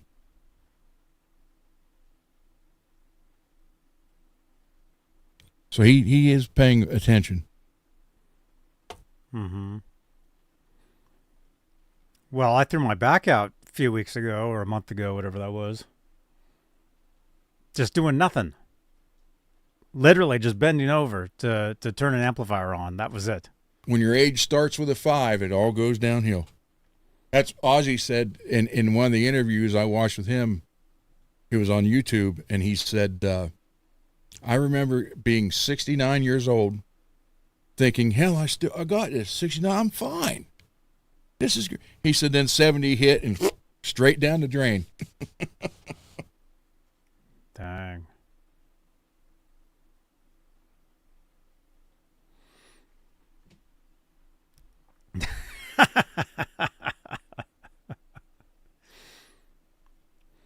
Well, getting back to me being crazy. Dude, I had a midlife crisis at 17. Did you buy a Corvette? No. For my whole life, I thought I'd be dead by 30. I never thought I would live past 30. And when I tell you guys I'm 29, see, I'm like, yep, not 30 yet. Why did you think that? I don't know. I have no idea. But then anyway, so out of nowhere, like something happens, and next thing you know, like you just panic all the time, but the thing is, I can play on stage and play music and be fine, no problem. You know, and that never changed. That never changed, because the more you do that, the more easier it is. But here I am doing this. It says we got 49 watching live right now. If there was 49 people actually sitting here looking at me, yeah, I mean, I think I could talk. You know, I mean, I just have Ron staring at me, but you know. Well, I mean, when for the 20-some years of me being a firearms instructor, you have to learn not only to be able to talk, but you have to make sure they're paying attention. You have to take control, because I got shot in the arm from a guy. Mm-hmm. It wasn't my student. It was the other guy's. 22. Thank God it was a 22. Went in right there. Come straight out. Dang. So I've never been stabbed, but no, it, but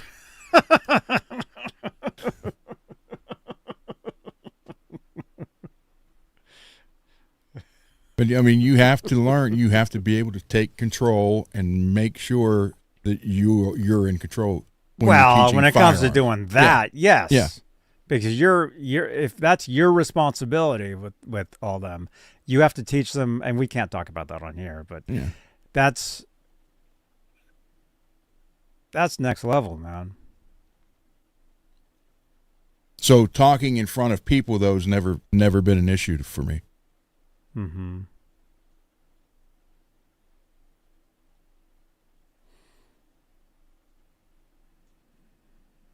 You been to those classes? Yeah, I've never done any of that. Oh my gosh. Where are we at? We're at 3.5 hours. Yeah, I didn't have dinner. I haven't eaten, so I need to eat something. So, you guys, we got some guitars made up here. The one that I did, we'll continue working on next time. This thing. I will send you stuff you need, Johnny, but what you need to, honestly, and I'm not just saying that to tease you, what you need to do is go through what Rich gave you so you see what you have. Then what you need, I'll send it to you so you have everything.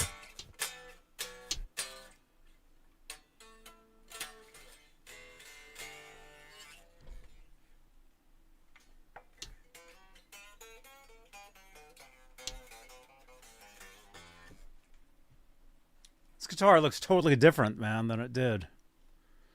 It's a totally different guitar. It's cool. I'll send you a new nut, another nut for that.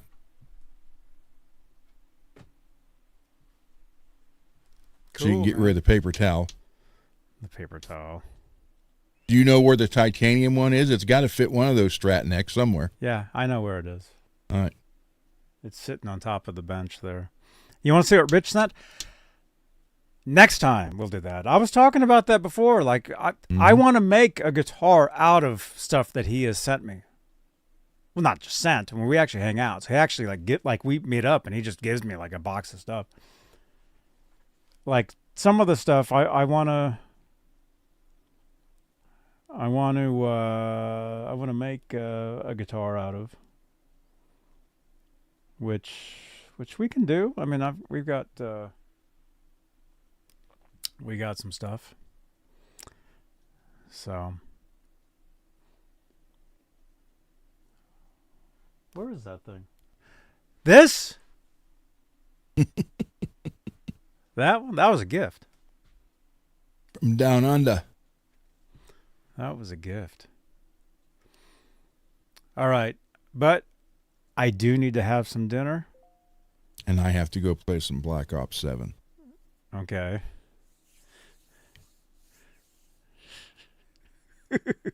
Hey, I play video games too, so I know. I know what it's like. The amp? Oh, that? Who knows? It needs to be retubed. It needs to be fixed. That thing.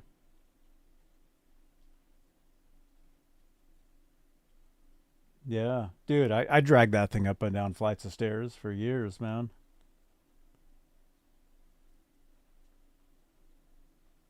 Yeah, it's crazy, dude. So... Dang it. Drew's got the tubes for it, he said. Cool. The original ones? The ones that have the old PV logo on them? I had that thing retubed 25 years ago, and I had those tubes taken out. But it's been 25 years since I've had the thing tubed again. So it needs to be done again. There's a few things needs to be done. I want that 50 watt, James. So cool, man. JJEL30. Yeah. Okay. Actually, I gotta take a break. Let me just take a break, and then I'll come back, and I'll end. I gotta wash. I don't want to touch my mouse because I go wash my because I was soldering and stuff. I don't want to. So let me go. I'm gonna go wash my hands. All right. I'll be right back. We got 50 watching.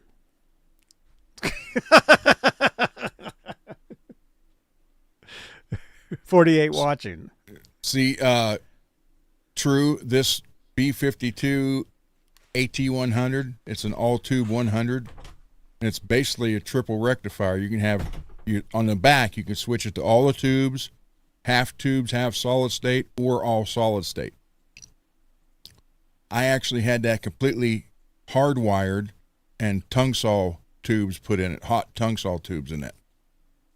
That thing sounds freaking amazing. That's like a sleeper amp, because you can get those for about $300.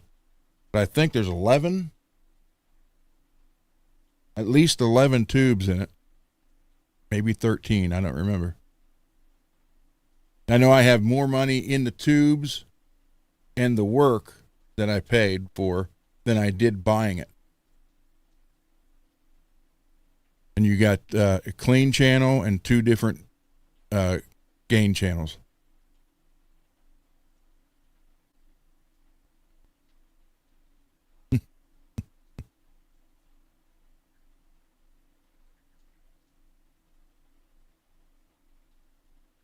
So yeah, but it's got, I put all new tongue saw. I think I paid like $289 for the whole tube kit, tongue saw tube kit for it. Those are two of my Ingles. The top one is a Powerball 2, and the second one is a Invader 150. And I can't even turn those suckers on 2. I kid you not. On the other side of them over here is a full Mesa Boogie stack, oversized rectifier. So that's what I've always run those ones for. I have a Savage 120, and the other one's a dual rectifier. And down there's the Randall. I actually have another B52 that's completely stock, and my son-in-law is using it because his Marshall amp, after about 15 minutes, it pops and then it loses most of the sound. So he said, can I borrow it till I get mine fixed? That was 3 years ago. Dang.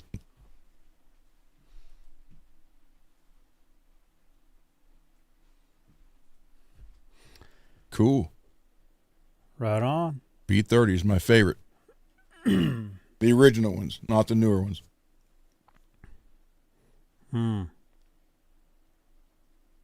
Yeah, I had to send the Powerball to get it fixed. I would play it and the volume would just disappear. Then it would come back up, then disappear, come back up, then go away. It would do that every time. Up, down, down. Or up, then back down. And I took it to a place, one of the very few places who is a certified Engel amp, and it's up by Cleveland. And they had it for 4.5 months. No, it was some kind of diode. That was the only thing that was wrong with it, and it was some diode in it, because I called Engel in Germany and told them what it was doing, and the guy said have them check that. But this I don't have my phone's over there. I got their business card. They had just they were finishing up. That's why it took them so long to get to that. They were finishing up rebuilding Metallica's PA boards stuff, whoever they rent that from or whatever. Or I don't know if they own their own, but they were rebuilt all the stuff for Metallica's upcoming tour back then.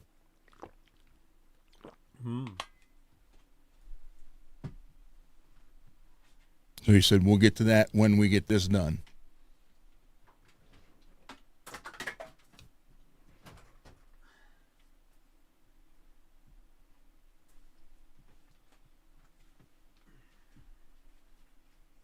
So that cost me just under $500, like $480 tax and all. But again, it took 4 months. So, See, the red guitar strap helps with the red headstock. yeah, it does. Puts a little red down on the bottom. All right, everybody. I'm going to scoot because I heard my phone texting, so that's got to be Jed telling me he's waiting for me on Black Ops 7. So, good night, everybody. Johnny, I'll see you on the next one. Everybody have a great Sunday and start next week. Good night. See ya.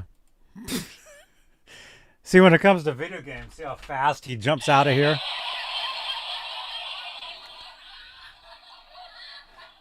All right, dudes. I'm going to leave too because I need to have dinner. I haven't eaten anything. Thanks for hanging out, you guys. And again, thanks for watching this stuff. Thanks for hanging out with us and all your support. Channel members, dudes. Thank you, channel members, for being channel members. Thank you so much. If you'd like to help support the channel membership is the way you can do that. And your perks is that you get your name in green in the chat, so you stick out. You get exclusive content. You get channel member only videos. It's pretty cool. Robot, thank you so much. Ian, hell yeah. See, look at Ian. His name's in green.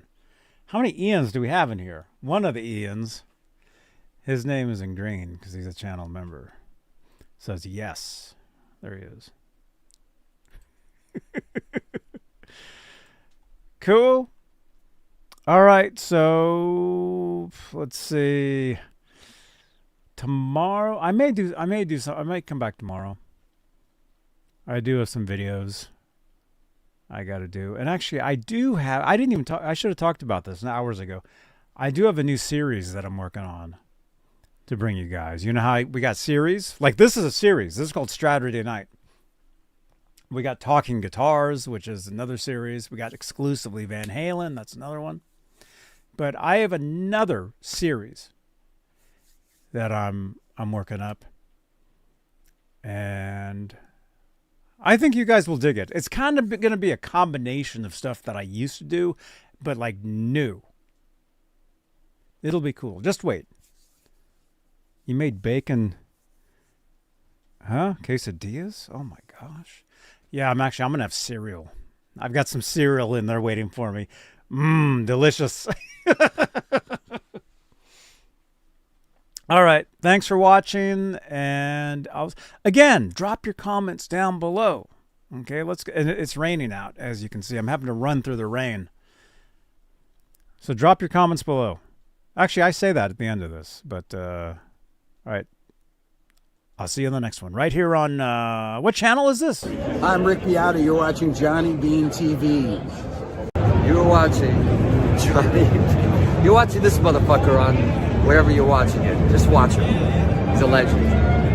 Awesome. Thank you so much. Hey, it's Corey Feldman. You're watching Johnny Beane TV, I guess. Yeah. Okay. Get some guitars. Turn around. Here we go. Tell me when.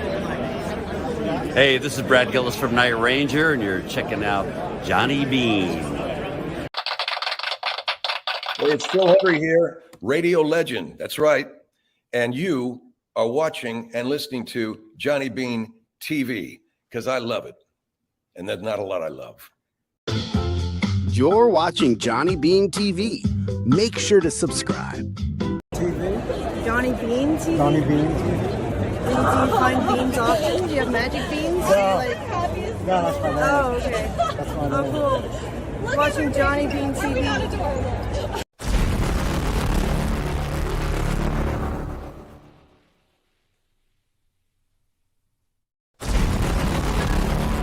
Thank you so much for watching. Click on another video on the screen here on YouTube.